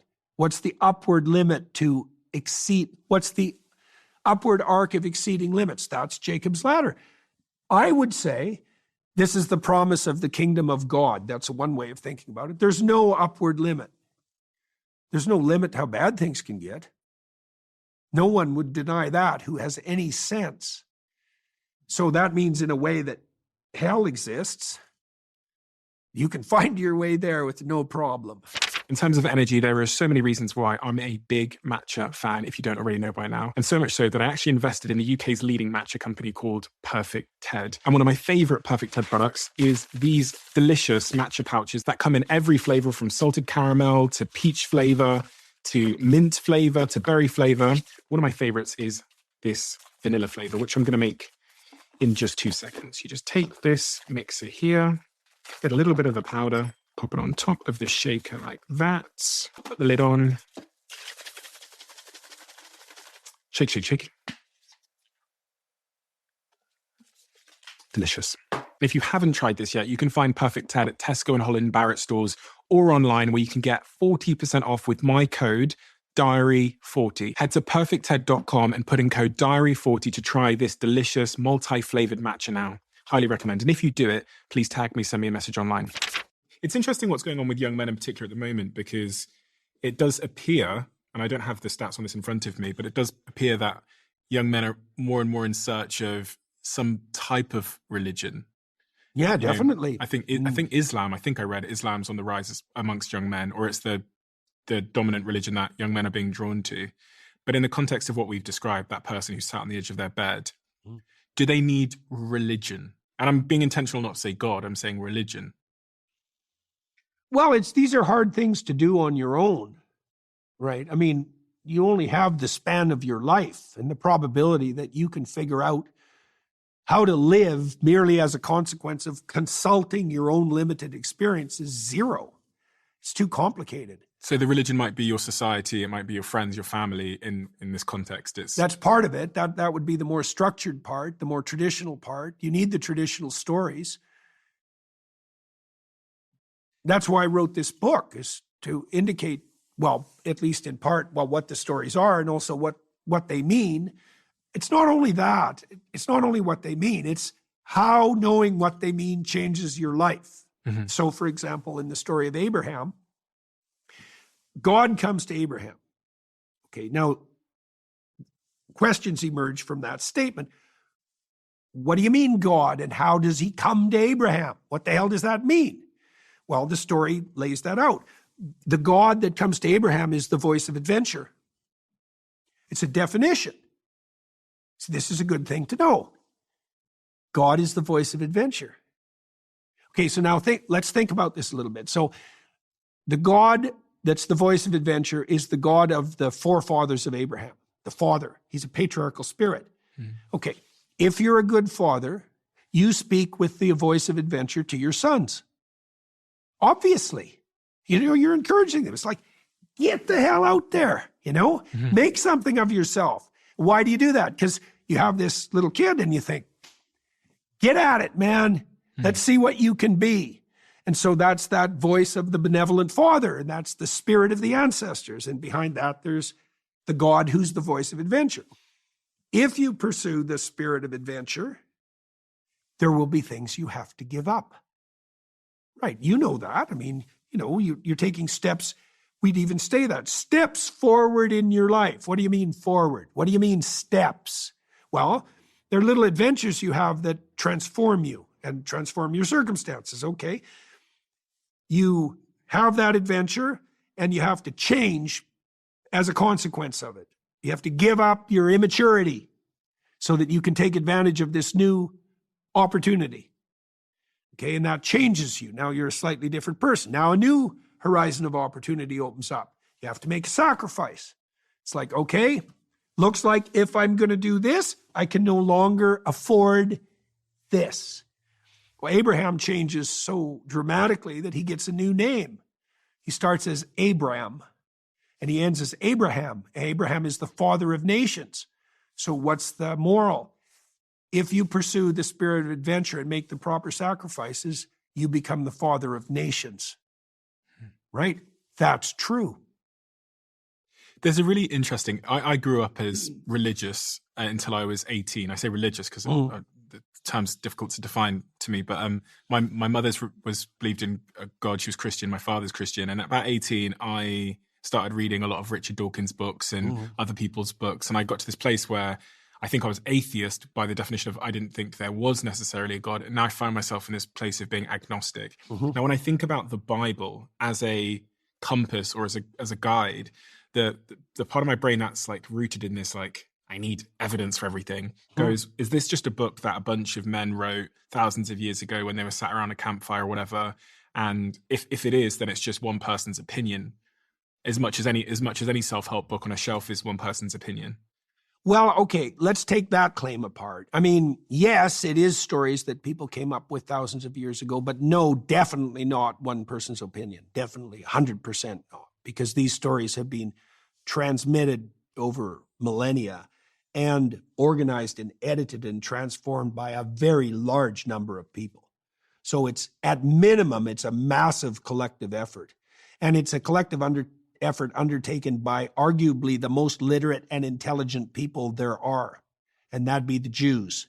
Why would I listen to the Bible more than I'd listen to something Socrates wrote or any philosopher? There's a huge overlap between the Greek philosophical tradition and the Christian tradition. I mean, Western culture is the amalgamation of Greece, Jerusalem, and Rome. So, and the early Christians saw tremendous parallels between Christian theology and Greek philosophy. Where do you think we come from? You know, you've got the like Darwinism, evolutionary theory of we've evolved, etc. Then there's the more religious view that, you know, if you really think about the First Testament and the Early Testament and the stories of the, you know, creation, people think, you know, maybe we were just popped out of nowhere. But where do we youth believe that we come from? Do you believe a God put us here? Or do you believe that? Do you believe evolution is true? Do you believe both are true? You have to read the book. Yeah, but I want to. Yeah. I know, it's fair, yeah. But I'm not trying to be a smart aleck in that response. It's a complicated answer. Yeah, right? It's a complicated answer. I think that we're guided by the spirit of meaning. Okay, I think that's also our deepest instinct. That's somewhat Darwinism. Well, I had a rule for this book, is I didn't make any claims about the biblical stories that I couldn't justify scientifically. I don't think there's a conflict. I think that viewing the biblical stories as an amalgam of superstitious proto-scientific theories is absurd. I don't think there's any evidence for that at all. These are stories. So do you stories and scientific hypotheses aren't the same thing. The Lord of the Rings is not a scientific hypothesis, but that doesn't mean it's not true. Do you believe my great-great-great-great-granddad was an amoeba? Well, you were a sperm at one point. I mean, it's not that implausible. We all come from single-celled organisms. This is I'm asking these questions because I'm genuinely I'm genuinely wrestling with a bunch of big existential questions that I've actually only been wrestling with maybe for like, I'd say a year. Yeah. So it's very fresh for me. And it's funny, my arc here is religious Christian up until maybe 18. Yeah. Like staunch atheist for 2 years to the point that it was like my identity. Yeah. And then let go of that, drifted for a couple of years and find myself at this really interesting point where I'm like back at the door of like, okay, let's look at some of these answers again. Yeah. Well, that's exactly why I wrote this book, because I know that that's the time, and it's not just the time for you. That's the time that we're in. Yeah, it's the time we're in, 100%. Yeah. Oh, definitely. Yeah. Definitely. Well, it's partly because the Enlightenment has exhausted itself. Partly because it was wrong. It's failed us, the individualism. Well, I think exhausted is a better word, because it wasn't like the Enlightenment was without its benefits. When you say the Enlightenment, immense technological progress. The materialist reductionism of the atheist scientist. Okay. It's not right. Yeah. Factually, they were wrong. Their theory of perception was wrong. They're wrong. We see the world through a story. We do not see the world as a collection of facts. They're wrong. You see, the postmodernists figured this out, and that's why the postmodernists had a walloping influence on culture. Now, I'm no fan of the postmodernists for a variety of reasons, but their insistence that we see the world through a story, they're right. That's right. I agree. I mean, if you obviously read the book Sapiens by Yuval Harari, and his central point is that what bound us as humans and stopped us being these scattered chimps was stories. They bind us together. So I completely understand that we need a story. It's how everything, money, governments, etc. function. But what that story is, now I can agree that it's a story of voluntary sacrifice. 100% agree that humans need that. There's no chance that we'd be here otherwise. And it's a set of values and principles. Now, those values and principles are often found in religion, but do they, and a belief in a God, but do they have to be? Could they be found could I theoretically make a new religion where me and my friends all unite against a set of values, sacrifice, giving, That's a great question. Parenthood? Well, this is what Nietzsche basically presupposed in some ways. So when Nietzsche observed that God had died, say in 1850 or thereabouts, his medication for that, his warning was, we'll descend into nihilism and communist totalitarianism. And that was exactly right. Maybe a mindless hedonism in there too. Dostoevsky concentrated more on that. Nietzsche said, we'll have to create our own values. We'll have to become, that's what the Superman is, the Nietzschean Superman, the man who creates his own values. Mm-hmm. Try. See what happens. You can't do it. You can't create your own values because values are real. They're not arbitrary. They're not relativistic. So imagine this. Imagine there's a very large number of games that could be played, like an infinitely large number. But there's a very small number of games that people want to play. And then there's even a smaller number of games that sustain themselves and improve as you play them. Okay, so that's like a landscape. You could think about it as a landscape of potential patterns of interaction. You could even think about it as a landscape of potential tribal affiliations, right? The rules of those games would be the principles of the society. Okay, now your question is, could we come up with our own set of rules? And the answer to that is no. Why? Because the sustainable, abundant playability of a game is not arbitrary. So, for example, if you want to get along with your wife, she has to want to play the game you're playing. Mm-hmm. Okay, now, there's lots of games you could play that aren't going to fit that criteria. Yeah. Now, then imagine it's even worse, though, because to get along with your wife, she has to want to play the game you want to play. But both of you have to play a game that works today and tomorrow and next week, next month, next year, right? And then you have to play it with your kids and your parents and a bunch of other people.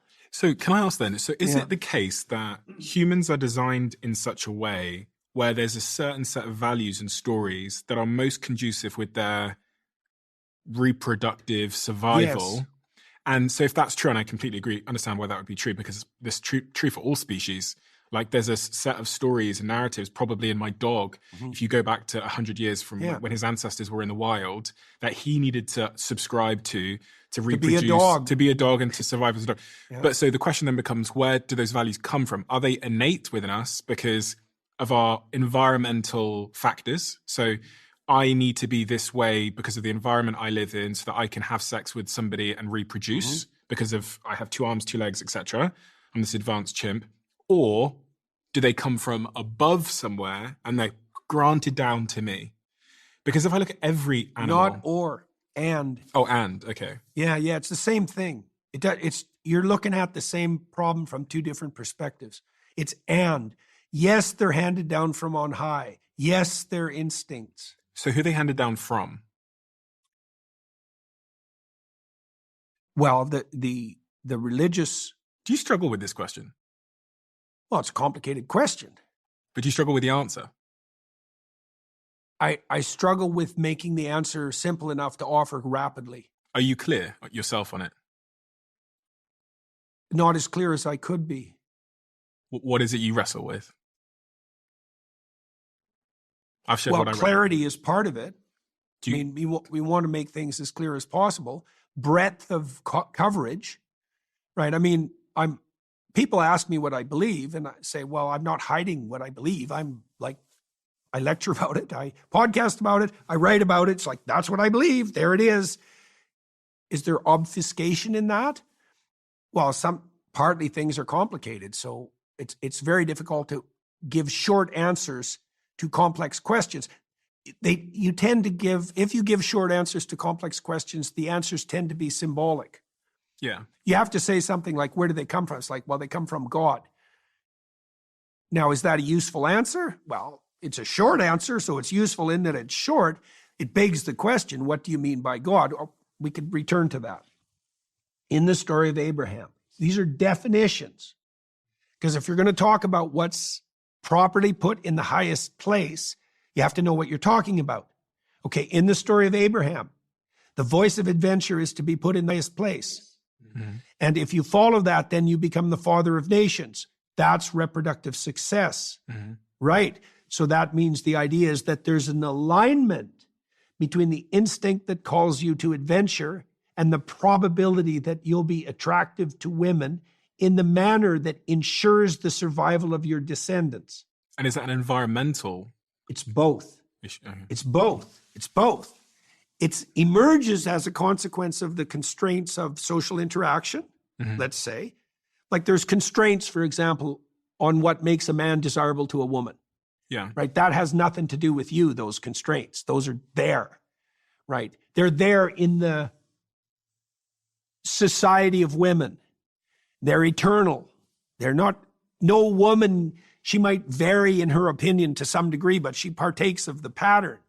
So it's there. Now, it's also built into you because you're a social creature. And so your physiology indicates to you the nature of that pattern. So does my dog have a different religion to me? Does he have a different God? To some degree. There's an overlap because you can communicate, your dog understands you and vice versa. So that's a good question. Social mammals understand each other. Right, so there's an overlap in their deepest instincts or their highest impulses. You can think about that both ways. I was going through my head and thinking about like the Venus flytrap and my French bulldog Pablo, and they all need a different set of behaviors and principles and values to survive and thrive and be happy. Well, you could think about that as sure. So I was thinking then, does that mean that they all have a different they have a nature. God? Yeah, they have a different intrinsic nature. That's another way of thinking about it. Yeah, because of the environment and the factors that they face as that species. So then Pablo's God might be slightly different to my God if we're talking about, because I'm trying to understand if like this idea of God is a set of evolutionary motivations. Yes, that it is, and it is that. Or you can think about it as rising up from the material world or descending from on heaven. It doesn't matter. It doesn't matter fundamentally. It's the same. It doesn't matter. Those are different ways of looking at the same problem. When I say evolutionary motivations, it doesn't feel so divine. It doesn't feel like a reason to gather in a church. It feels like I'm just kind of a robot that's being steered by these motivations of don't do that, do this. This feels good. If you're with your friends and family, you feel good, so do that more. And if you're with your friends and family, you're safer, so you're more likely to have kids. Or is it this sort of divine thing that we society has told us God is, where we should worship and we should thank you so much and go to a church and get on our knees and pray? Because they're two very different things. One is like practical and pragmatic, and the other one is this divine thing. Okay, here's one way of thinking about it. So I mentioned that in the story of Abraham, God is the call to adventure. Okay, so that's a definition. Now, the divine that's put forward in these library of stories has multiple characteristics. He's characterized in many ways, but there's an insistence that reflects an underlying unity. Now, the unity is incomprehensible in its essence. Okay, so you have to accept that as the initial starting point. You're not going to get the answer. Yeah. Okay. You can see something complex from a variety of different perspectives. Okay. In the story of Noah, God is the impulse that comes to the wise to prepare when trouble's brewing. Yeah. Okay, so now you can think of that as an instinct. You can think about it as gut instinct, intuition, negative emotion, anxiety, but it's more than that, because you can be afraid of something that isn't real. Yeah. Okay, now you might have to ask yourself, okay, what are the preconditions for your fear? What are the preconditions to the validity of your fear? So you're afraid, and you should be. Well, let's say that's a characteristic of someone who's wise. Okay, so then the question is, well, what's the essence of the wisdom that makes your fear valid? Noah is described in the story of Noah as a man wise in his generations. So that means that by the moral standards of his time, he's an upstanding human being. Okay, so now you can imagine that means he exists in harmonious relationship with his present self and his future self. Okay, that makes him mature. But then he also does that in a way that serves his wife and his family and his community. So his self is balanced and optimized across those parameters. That makes him secure in his foundation and properly oriented. If you're secure in your foundation and properly oriented upward, then there's no difference between the voice of the divine and the instinct that preserves you in times of trouble. But you see, you can't exactly get there by the mere bottom-up materialistic notion, because you could think about the fear that guides Noah as an instinct, but the instinct is pathological unless it exists in this wider moral framework. Because then you could have the fear of a coward. Well, that's not helpful. The wider moral framework, could that wider moral framework just be, I'm in my DNA, I'm hardwired to want to reproduce? Because yeah, but even reproduction is, see, this is, I think, where Dawkins went dreadfully wrong. Sex and reproduction aren't the same thing for people. Not anymore, certainly. Well, not at all, because we're high investment reproducers. Sex just gets the ball rolling. So here's a question. How would you have to act to maximally ensure the survival of your offspring? Okay, so now, what do you mean survival? Do you mean that your son lives? Do you mean that your grandson lives? Do you mean that 20 generations down the road from you, the pattern that you represented is still propagating itself successfully? Mm-hmm. Does it mean that the people that you produce are able to take on all challengers because of the manner in which they conduct themselves? That's a lot more complicated than just sex, like way more complicated. So the pattern that Abraham is the father of nations, right? There's an insistence in the story that the manner in which he conducts himself as a hero establishes the pattern that makes his descendants successful eternally. I just can't figure out whether this is whether, like, what order things happened in terms of, is the Bible just a consequence of people trying to figure out our evolutionary motivations and turn them into these stories that guide us? Why just? Okay, we can remove the word just. Well, but that's an important removal. No, it's an important removal because it's, because it has bound is people. The Bible in part the story of human beings coming to consciousness? Yes. Yeah. Yes. Okay, yeah. Does it reflect a deeper underlying reality? Yes. Yeah. How deep is that underlying? Well, let's say, okay, it's a story about the psyche. And then let's say, well, no, it's a story about the psyche in society. Okay, so, well, no, it's a story about the psyche in society, in the natural world. Mm-hmm. Okay, well, what's underneath that? The source of nature, society, and the psyche. This is an interesting question. It's a very direct one, but I would love just an answer because I haven't got clarity on this. What is it what God is it that you believe in? I've heard you talk about this sort of substrate idea and such, but in a simple way that I can understand, do you believe in a man in the sky God? Do you believe in it's a force? That's not as primitive a conceptualization as the atheists would have you believe.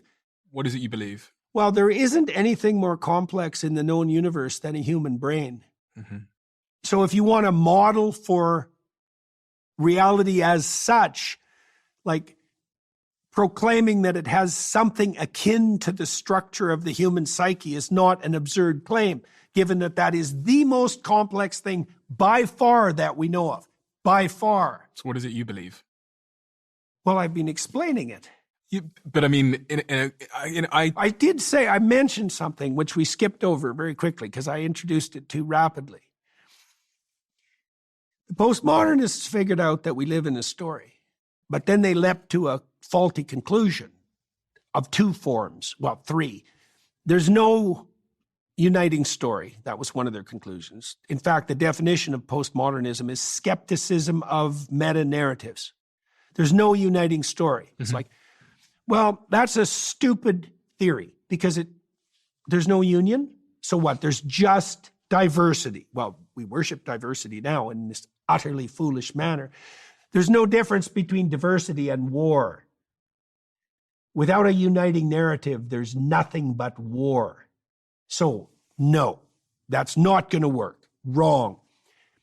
Hedonistic self-gratification. There's Michel Foucault for you to a T. It's like, why is that wrong? Why can't people just do what they want with whoever they want all the time? Because it defeats itself, and quickly. It's not a sustainable game. If it's all about you and your whims, I don't want to be anywhere near you. And that won't be so good for you. That's not going to work. Power. That's really where the postmodernists landed with their, what would you say, temptation to turn towards Marx. It's all about power. It's like, first of all, that's probably a confession, if that's what you believe. And second, no, it's not. Try tyrannizing your wife and see how well that works for you. Try tyrannizing yourself and see how successful you are. Power's not the game. Okay, what's the game? What's the story?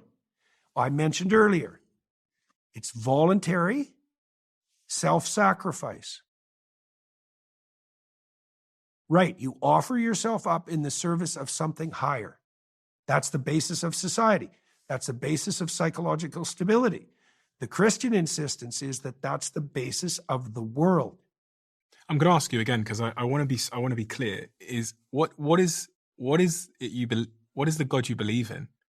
I think that the claim that Christ is the embodiment of the prophet and the laws, I think that's true. Okay. Yeah.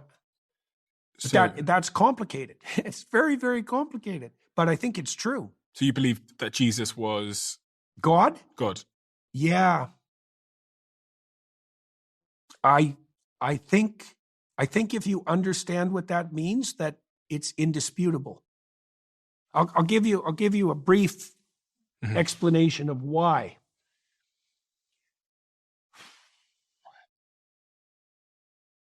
Christ takes the sins of the world onto himself. So that means all the problems that there are his problems. Right. Okay, so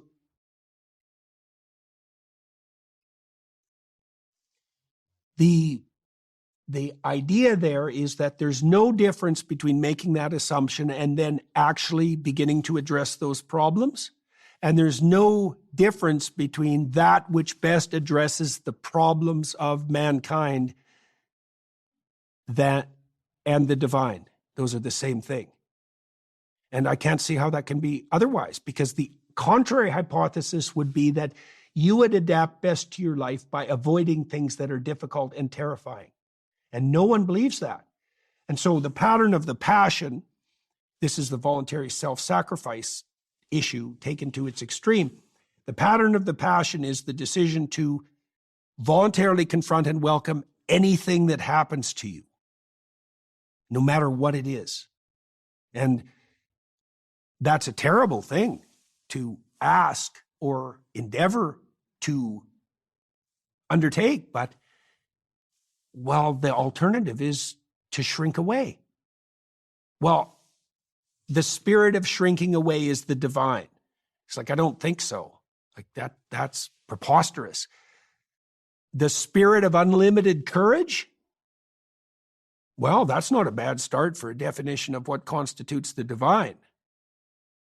The highest possible value. Has your belief in God, religion, been shaken at all? Oh, yes. Definitely.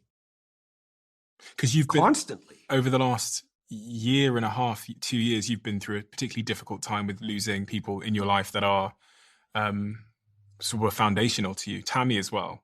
Oh, yeah. Well, and I was in extreme pain for 3 years. Right. I went through 3 years where every minute of my life was worse than any minute I had ever had previous to that. It was terrible. And did I lose faith? Was it questioned, challenged? Absolutely. Absolutely. It just became absurd. It was absurd. So many things had gone off the rails. My wife was dying, my daughter was ill, things had blown up around me in 50 different ways, and I was like seriously in pain. It was terrible. I was walking like 12 miles a day because I couldn't sit. I did that for months. Winter, rain, whenever. I had a friend who walked with me. It was terrible. And yeah, I mean, I thought, what was the desperation? It wasn't even the pain. It was the fact that I was in such terrible shape that I felt that I believed that I was a burden to everyone around me and that was only likely to get worse. And I thought, what's the sense in this? What's the possible significance of this? So yes, everyone's faith is challenged. I mean, Christ himself cries in despair out to God on the cross. And the story wouldn't be believable without that. Like, if you're going to live, you're going to be pushed past your limit, right? If you're going to live. So, but who knows what you discover when you're pushed past your limit? In that moment, you know, I've been in my relationship for some time now, and I genuinely think I'd rather die myself than my partner die. And you were there as Tammy was struggling with her health, which is not something I've heard you actually talk about before. In what I've observed, she was dying. Is that harder to take for you than your own pain and struggle? I think generally, if you love someone, it's worse to see them suffer than to suffer yourself. You certainly figure that out when you have kids. And this all happens at the same moment, the same couple of years of your life. Mm-hmm. Is there anything to, people always search for silver linings in things. Is there anything? We're both alive. My family's thriving. My adventure is expanding. Life isn't fair, is it? Doesn't appear to be very fair. Because, I mean, this is how your story ended in that regard. But I don't know if an adventure is fair. I don't even know if that's what we want. Like, this is something I really came to understand more deeply when writing this book. Now, what are we built for? We're built for maximal challenge. And that isn't the way we view ourselves in the modern world. We view ourselves as built for pleasure, pornography. We view ourselves as built for consumption or for safety or for maybe for egotistical self-aggrandizement and fame. All of those things are better than their absence, let's say. I think part of the reason that Andrew Tate is so popular among young men, because it's better to be a successful reprobate than a useless scrounger.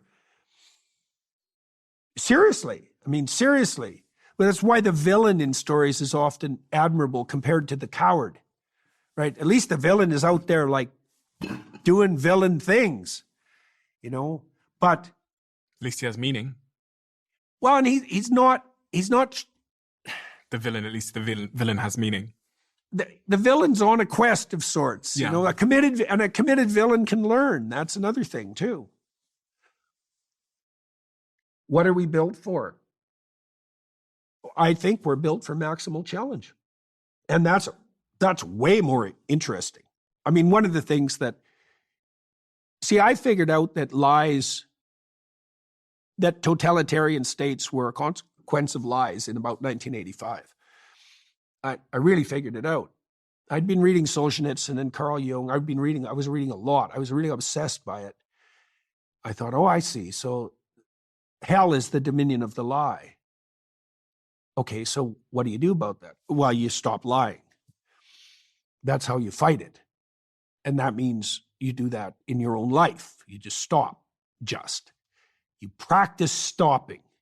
You practice not doing the things you know you shouldn't do. You practice paying attention to your words to see if they're landing solidly and they make you confident instead of weak, right? You abandon your short-term desire for control and power, understanding that there isn't anything better that can happen to you than what happens if you tell the truth, right? No matter what it looks like to you in the moment.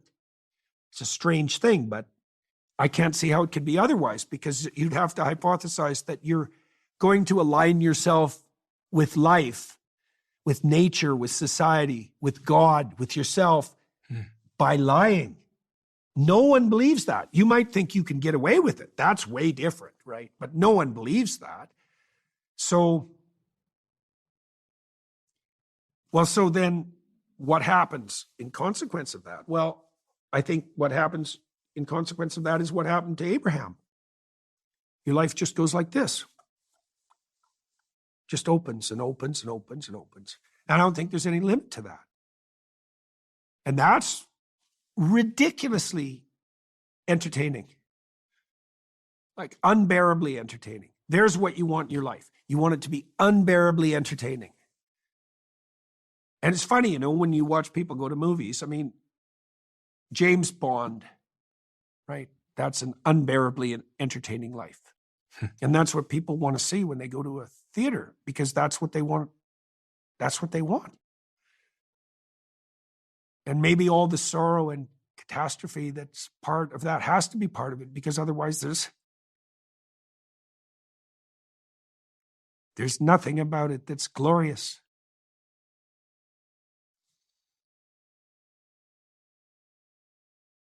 Why does that move you so much?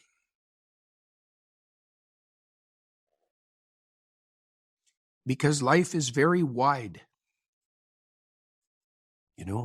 There's the peaks and valleys are very distant from one another. And I don't know, maybe as you ascend uphill, your understanding of the chasm between the peaks and valleys also increases. Because you think maybe as you're successful, you're happier. Well, first of all, I'm not sure that success and happiness are the same thing. I'm not sure that we want them to be the same thing. I don't even know what people mean when they say they want to be happy. If you investigate it, technically, you find out that really what people mean when they say they want to be happy is that they don't want to suffer. That's different than the enthusiastic joy that you might think about, that's part and parcel of a child's laughter. You want to be happy. What, do you want to be laughing all the time? Is that what you're saying? Well, no, that's not what I mean. Well, what do you mean? Do you mean the gratification that comes along with the cookie at 1 a.m? No, that's not what I mean. Well, okay, what do you mean? Well, I don't know. It's like, yeah, you don't know. Partly what you mean is you don't want pointless suffering. Fair enough, fair enough. But that doesn't mean it's happiness that's your goal. There's no suffering. I don't think that's your goal. I don't think your podcast would be successful if that was your goal. I think you would have washed up on the shoals of triviality long ago. I do. Yeah, well, there's something you're doing that's working. There's something about the way you're approaching the situation that's of broad appeal. There's some archetypal pattern that's you're acting out in your conduct in your podcast, because otherwise it wouldn't have the effect it has. It's true. I agree. I don't know what it is, but because well, some of it. We talked about some of it. You said that you can apprehend the outline of some of the principles. Some of that you probably discovered as you went along, rather than putting them in place to begin with. Mm-hmm. This seems to work. Yeah. So that's a discovery of a pathway. Well, as a podcaster as well, I don't think you really truly understand your principles until they're tested. So, and especially when they're tested from both sides. So, this side's telling you to be more like this, and this side's screaming at you to be more like this. And you're faced with a decision. When when I started out as a podcaster, there was no one screaming, there was no one there. Right. But at some point in the journey, you get immense pressure. Yeah. Well, then you're and also that forces a decision out of you. Yeah. Well, you're also in a situation then when you have to start worrying about your reputation. Yeah. Which is something you don't have to worry about when no one knows who you are. Yeah. And it's very dangerous to worry about your reputation. As soon as you start worrying about your reputation as a podcaster, you're going to fail. Because you're not interesting then. You'll stop taking risks. Yeah. So then, another question emerges. You got people yelling at you from this side and this side. Well, how do you know what's right? Well, it isn't. Partly it's by listening, because you want to pay attention to your audience, but there's something guiding you if you do what you're doing properly that has nothing to do with the clamor. Yeah. Yeah. It's funny because actually it links back to some of the principles we've talked about today. It's one of the things I've learned is having a good relationship, like good friendships and a good relationship with my wife is actually the foundation for me to be able to navigate people screaming at me from both sides. Yeah, why? Because it just anchors me in, it's like an anchor of like knowing who I actually am, irrespective of the like Crowd. the crowd telling you who you are. Yeah, So yeah. Well, like that's a very good illustration of distributed identity. Yeah. It's like you are your wife and your friends and your family. Yeah. Right. There's no fundamentally. There cannot be any separation there. That's And when you said you experienced that, it's like that's what gives you. That's part of what gives you a foundation. It's like, that's not illusory. Mm. And it's nice because, as you said, like when I go out into the world, everyone is very nice to me. Mm-hmm. It's just if you spend too long on the internet, people scream at you from both sides. They say, do it more like this, do it like this. Where are the CEOs? This is called Diary of a CEO. We want more of these kind of guests. You should talk about this, politics, Trump, Kamala, Trump. And in the middle of that, you're going, fucking hell. And that's where you have to take some time to really like tune into yourself and go, who am I and why am I doing this? And what are my principles? And irrespective of the principles I choose or I believe in, there's going to be suffering and there's going to be sacrifice and there's going to be great adventure as well. Mm-hmm. And the one thing I really like that helps me for some bizarre reason is the knowledge that I will die someday. Why does that help? It's a good question. Why does it help? It helps because I think it's focusing in me on what actually matters. Yeah. In a way that it wouldn't be as easy to otherwise. What it's saying is, it's just a reminder of, okay, if I'm going to die someday, then actually this person screaming at me to be more like this, it obviously doesn't matter. Like it obviously doesn't matter in the context of my other priorities. Well, it might be that death is what makes things matter. Scarcity always makes the value of something. Yeah. Well, right. But then we're talking about a kind of ultimate scarcity. Yeah. And like you can ask yourself, one of the fundamental questions you can ask yourself is, what is the nature of the real? Right. And I think death makes things real. I agree. Yeah. That's why it's an important, I don't know, seems like a weird thing to say, but it reminds me that what's trivial and what's not, in the context of a finite amount of resources, time, attention that I can commit, it's foolish to commit some of them to some of the things that I find myself committing them to sometimes when I remind myself of that death. How do you pick your guests? Curiosity. Yeah, I pick people I want to talk to. Yeah. It's like, I'd like to hear what that person has to say. Yeah. And it's something that I'm trying to learn. So it's typically when I'd seen you wrote a book called We Who Wrestle with God. That's the word Israel, eh? That's what Israel means. Uh-huh. Yeah. And that's the chosen people of God, Israel. I didn't know that. Yeah. But I thought this is a subject that I'm curious about. Yeah. So I would like to talk to Jordan to see if he can help me, fill in this sort of jigsaw puzzle in my brain of subject matters that relate to this. And I evolve. I'm probably going to have kids soon. And when I have my kids, I'm going to be curious about parenthood and I'm going to speak to, guests that can help me with that. That's been my framework. Mm-hmm. And it's worked in terms of, I still like doing this. Well, there's no reason. So when I'm on stage lecturing, I'm on a journey. It's a real journey. Yeah. It's not an act. Like I pose a question to myself before I go on stage. It's a question I want the answer to, and I don't have. And I go on stage and I try to move towards the answer. And people come along and I want to go there and they want to come along. It's a good deal. And the podcasts are like that. If you're doing them honestly, it's like, I want to talk to this person. That's a really nice way of thinking about it. Moving towards an answer. Yeah. Not even sure what the answer is, but. Well, and it'll change as you approach it.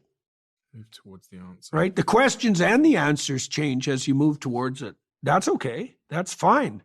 We touched on this earlier, but it's something that I wanted to touch on because one of the themes of this podcast is often the subject of grief. And I read that you'd lost both of your parents within sort of 6 months of each other. What does that moment teach you about priorities, about life, about what matters, about anything that you could pass down to me that's important? Things last way less long than you think. So you should be aware of that and not take things for granted. And I don't think I took my parents for granted. Now, did I do that perfectly? Well, we don't do things perfectly, but it was pretty good. It was pretty good. I learned when I watched my wife's family go through the death of their mother. And one of the consequences of that was that my wife and her siblings and her father pulled closer together during that time. And that really, it was like a wound healing, Mm-hmm. And so I saw that, and I saw that worked. So, for example, Tammy has a stronger relationship with her older brother than she did before her father also died. So we lost her father and my mother this year, basically. It isn't that her brother substituted for her father, but it was that there was more there than she had made use of. And so when her father departed, the possibility of expanding that relationship with her brother was on the table. And I did the same thing with my sister and my brother. And that's helpful. It's helpful. So there's opportunity everywhere. Mm-hmm. Even in grief, there's opportunity. Is there one lesson that your father taught you that stays? Pay attention. He was good at that. He taught that very well. And it wasn't a good idea to not pay attention around my father. He wasn't, I wouldn't describe him as an easy person. He had high standards, and he was rather unforgiving. And I don't know, do you forgive the people that you love for not being everything they could be? That's a hard question. It's okay, dear. It's like, is it now? I think we have a lot of that in our culture. It's okay. I like you just like you are. Do you forgive him? Yeah, yes. I don't think my dad and I sorted out our differences a long time ago. When I left home, our relationship was somewhat fractious from the time I was 13 to the time I left home. He developed quite a severe depression, which ran in my family, and that made him harder to understand than had been the case previously. It also made the probability that if there were events in the household, that they'd have more reverberation than they would have otherwise. And that was confusing to me. Mm-hmm. I understood why that happened later, not much later. And it wasn't very long after I left home that whatever differences I had with my father were irrelevant. So we didn't really have unresolved issues, I wouldn't say. What about your mother? What's the one lesson? My mom was great. What's the lesson, if any, she left with you? My mother was a very hospitable person. And in the Old Testament accounts, hospitality is a cardinal virtue. And she was very good at making people welcome. The day my mother died, I thought about her most of the day that day. Memories came to mind. And one of the things I realized about my mother was that I don't have a single negative memory of my mother. It was really quite something to know someone for 62 years. And I really don't have a negative memory of my mother. I don't remember any time where she acted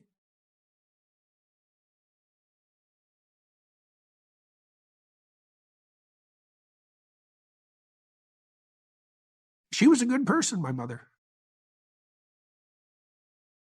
I could always make her laugh. She had a very good sense of humor. I appreciated that a lot. And although she was a very agreeable person and a very feminine person, she was tough too. And she wasn't a Oedipal type. She had strong protective instincts, but her desire to help her children become independent trump that for sure. Jordan, we have a closing tradition on this podcast where the last guest leaves a question for the next, not knowing who they're leaving it for.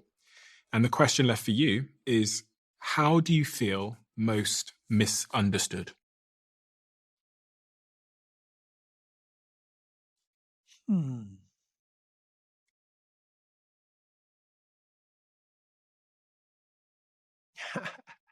I don't know if I am misunderstood. I think the people who don't like me, some of them have me confused with some figment of their imagination. Some of the people who don't like me, they understand me. They just don't like what they understand. They don't like what it implies. And so that's okay with me. I don't feel misunderstood, I wouldn't say. I've got nothing to complain about.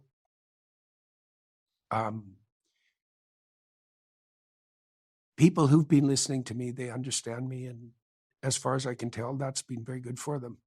And that's unbelievably gratifying for me. You must experience that. I mean, your podcast has had a broad effect, and I presume a positive effect on people.